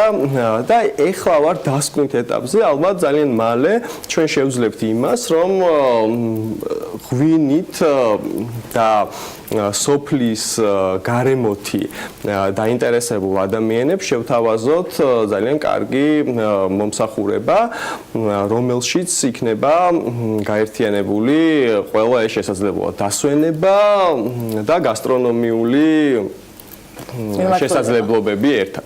ანა, რაღა დაგვრჩენია, გარდა იმისა, რომ ძალიან მალე ვესტუმროთ ვახუშტის, არა მხოლოდ ექსპერტული მოსაზრება მოვისმინოთ მისგან, არამედ პირიქით დროც გავატაროთ და ვნახოთ რა მიმართულება განავითარა, როგორც ამბობს ჰობიო, მაგრამ დარწმუნებული ვარ, რომ ეს მისთვის ძალიან მალე სერიოზულ ბიზნესათაც იქცევა. ძალიან საინტერესო ამბები გვეუბნება წინ, დარწმუნებული ვარ, სიმართლე უნდა ვაღიარო, გუშინ ვახუშტი მენებდესთან დაკავშირებით ანოზის მომზადებისას დიდი ხანი ვფიქრობდი, ნამდვილად ამ ვახუშტი მენებდეს ფოტო უნდა ყოფილიყო თუ არა ანოზზე. ამ მომავალში დარწმუნებული ვარ, რომ ბევრს აღარ შეეშლება. მადლობა საინტერესო ინფორმაციისათვის. მადლობა ნინო საინტერესო რუბრიკისათვის. ჩვენ კი წინ ერთი ძალიან მოკლე ჩართვა გველოდება. ბაღებსა და სკოლებში მოსწავლეებს წითელას ვაქცინაციაზე შესაბამის ცნობას თხოვენ. წინააღმდეგ შემთხვევაში კი ბავშვები შესაძლოა სასწავლო დაწესებულებებში არ დაუშვან. ამის მიზეზად წინა წელთან შედარებით წითელას ვირუსის განსაკუთრებული ზრდა სახელდება. თემაზე დაავადებათა კონტროლისა და საზოგადოებრივი ჯანმრთელობის ეროვნული ცენტრიდან თათია ჩაფიჩაძე შემოგვიერთდება. თათია, დილა მშვიდობის, რამდენად არსებობს ეპიდემიის საფრთხე და ყველაზე მეტად რომელ ასაკობრივ ჯგუფებშია რისკი და ვირუსის ათფიქსირდება ყველაზე მაღალი და ამ სიახლესთან დაკავშირებითაც რომ გაგვაცნო ინფორმაცია. ანუ თავდაპირველად კიდევ ერთხელ ვეთქვი ჩვენს მაყურებელს, რომ ჯანდაცვის მინისტრის პირველი თებერვლის ბრძანებით ბაღებმა და სკოლებმა წითელას ეპიდემიის თავიდან ასარიდებლად შესაბამისი რეკომენდაციები მიიღეს. ყველა მოსწავლე ვალდებულია სასწავლო დაწესებულებაში აცრის შესაბამისი დოკუმენტაცია წარმოადგინოს. წინააღმდეგ შემთხვევაში კი ის მასწავლებლები და პედაგოგები, რომლებსაც ექნებათ მსგავსი ვირუსების ნიშნები, სასწავლო პროცესი არ დაიშვებიან. გამკაცრებული მოთხოვნის მიზეზი წელს წინა წელთან შედარებით წითელას ვირუსის მატება გახდა, როგორც დაავადებათა კონტროლის ეროვნულ ცენტრში აცხადებენ, ზრდა წინა წელთან შედარებით ფიქსირდება. შემთხვევების 40% კი 5 წლამდე ასაკობრივ ბავშვებში, 50%-ზე მეტი კი 30 წელს ზემოთ მყოფ პირებთან გვხდება. უფრო ცვლად თემაზე საუბარს უკვე დაავადებათა კონტროლის გადამდებთ დაავადებათა დეპარტამენტის უფროსთან ერთად განვაგრძობთ. მოგესალმებით კიდევ ერთხელ ქალბატონი ხათუნა ზახაშვილი იმყოფება ჩვენთან ერთად. რომ გითხრათ უფრო დეტალურად, რამდენად მზარდია მონაცემები და ასევე რომელია ყველაზე ის რეგიონი, სადაც ყველაზე მეტად არის გავრცელებული ვირუსი. საქართველოში წითელა შემთხვევების ზრდა აღინიშნება 2017 წლის ნოემბრიდან და ჯერჯერობით გავრცელებას აქვს ლოკალური ხასიათი, ყველაზე მეტად შემთხვევები კონცენტრირებულია აჭარაში, მაგრამ გამომდინარე იმიდან, რომ წითელა ძალიან ადვილად ვრცელდება და გარდა ამისა არის მისთვის ასე ვთქვათ საყვარელი სეზონი გავრცელების, მოსალოდნელია დაავადების შემთხვევებმა გადაინაცვლოს სხვა რეგიონებში, შესაბამისად ღონისძიებები ტარდება აჭარაში, თუმცა ყველა რეგიონი ამ შემთხვევაში უნდა იყოს მობილიზებული იმისთვის, რომ მაქსიმალურად მოხდეს 40 წლის ჩათვლით მოსახლეობის აცრის სტატუსის გადამოწმება იმათ, ვისაც არა აქვთ აცრების ჩატარება, რათა ამ დანარჩენ რეგიონებში წითელას გავრცელება იყოს მაქსიმალურად შეზღუდული.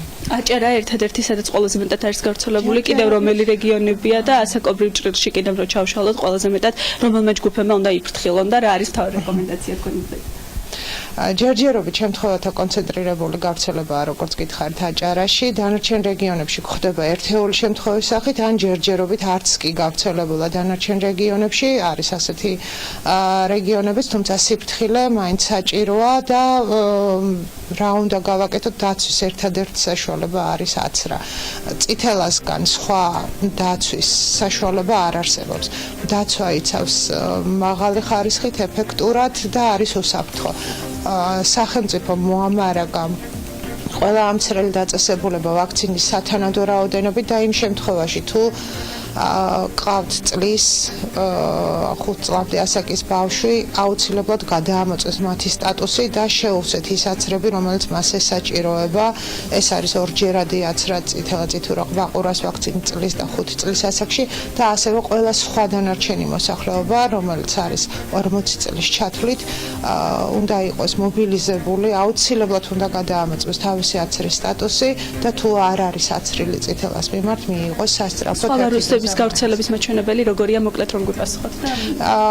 ეს ერთი ვაქცინა არის, რომელშია შედის წითელა წითურა ყბაყურა, ჯერჯერობით წითურა და ყბაყურა არ აქტიურობენ, თუმცა ვაქცინის გაკეთებით ჩვენ მივიღებთ დაცვას ამ სამივე ვირუსისგან. დიდი მადლობა. მაყურებელს კიდევ ერთხელ ვეთყვი, რომ ისინი, ვინც ჯერ არ აცრილან, დაუყოვნებლივ მიმართონ შესაბამის დაწესებულებას, რადგანაც როგორც უკვე მოვისმინეთ, რაოდენობა წინა წელთან შედარებით საკმაოდ გაზრდილია. თეთრია ჩაფიჩაძის ინფორმაციისათვის და მადლობა ასევე დაავადებათა კონტროლისა და საზოგადოებრივი ჯანმრთელობის ეროვნულ ცენტრს იმისათვის, რომ მოგვაწოდა შესაბამისი ინფორმაცია. საქმიანი დილას ამით ვასრულებთ, წინ ქალების ნარატივი გელოდებათ, აუცილებლად უნდა დაელოდოთ საქმის კურსად ზუსტად 3 საათზე. ტელეპირველზე დათო ჯალახონიასთან და ბეკა ბაციკაძესთან ერთად ჩვენ ხვალ ზუსტად 8-ზე შევხვდებით.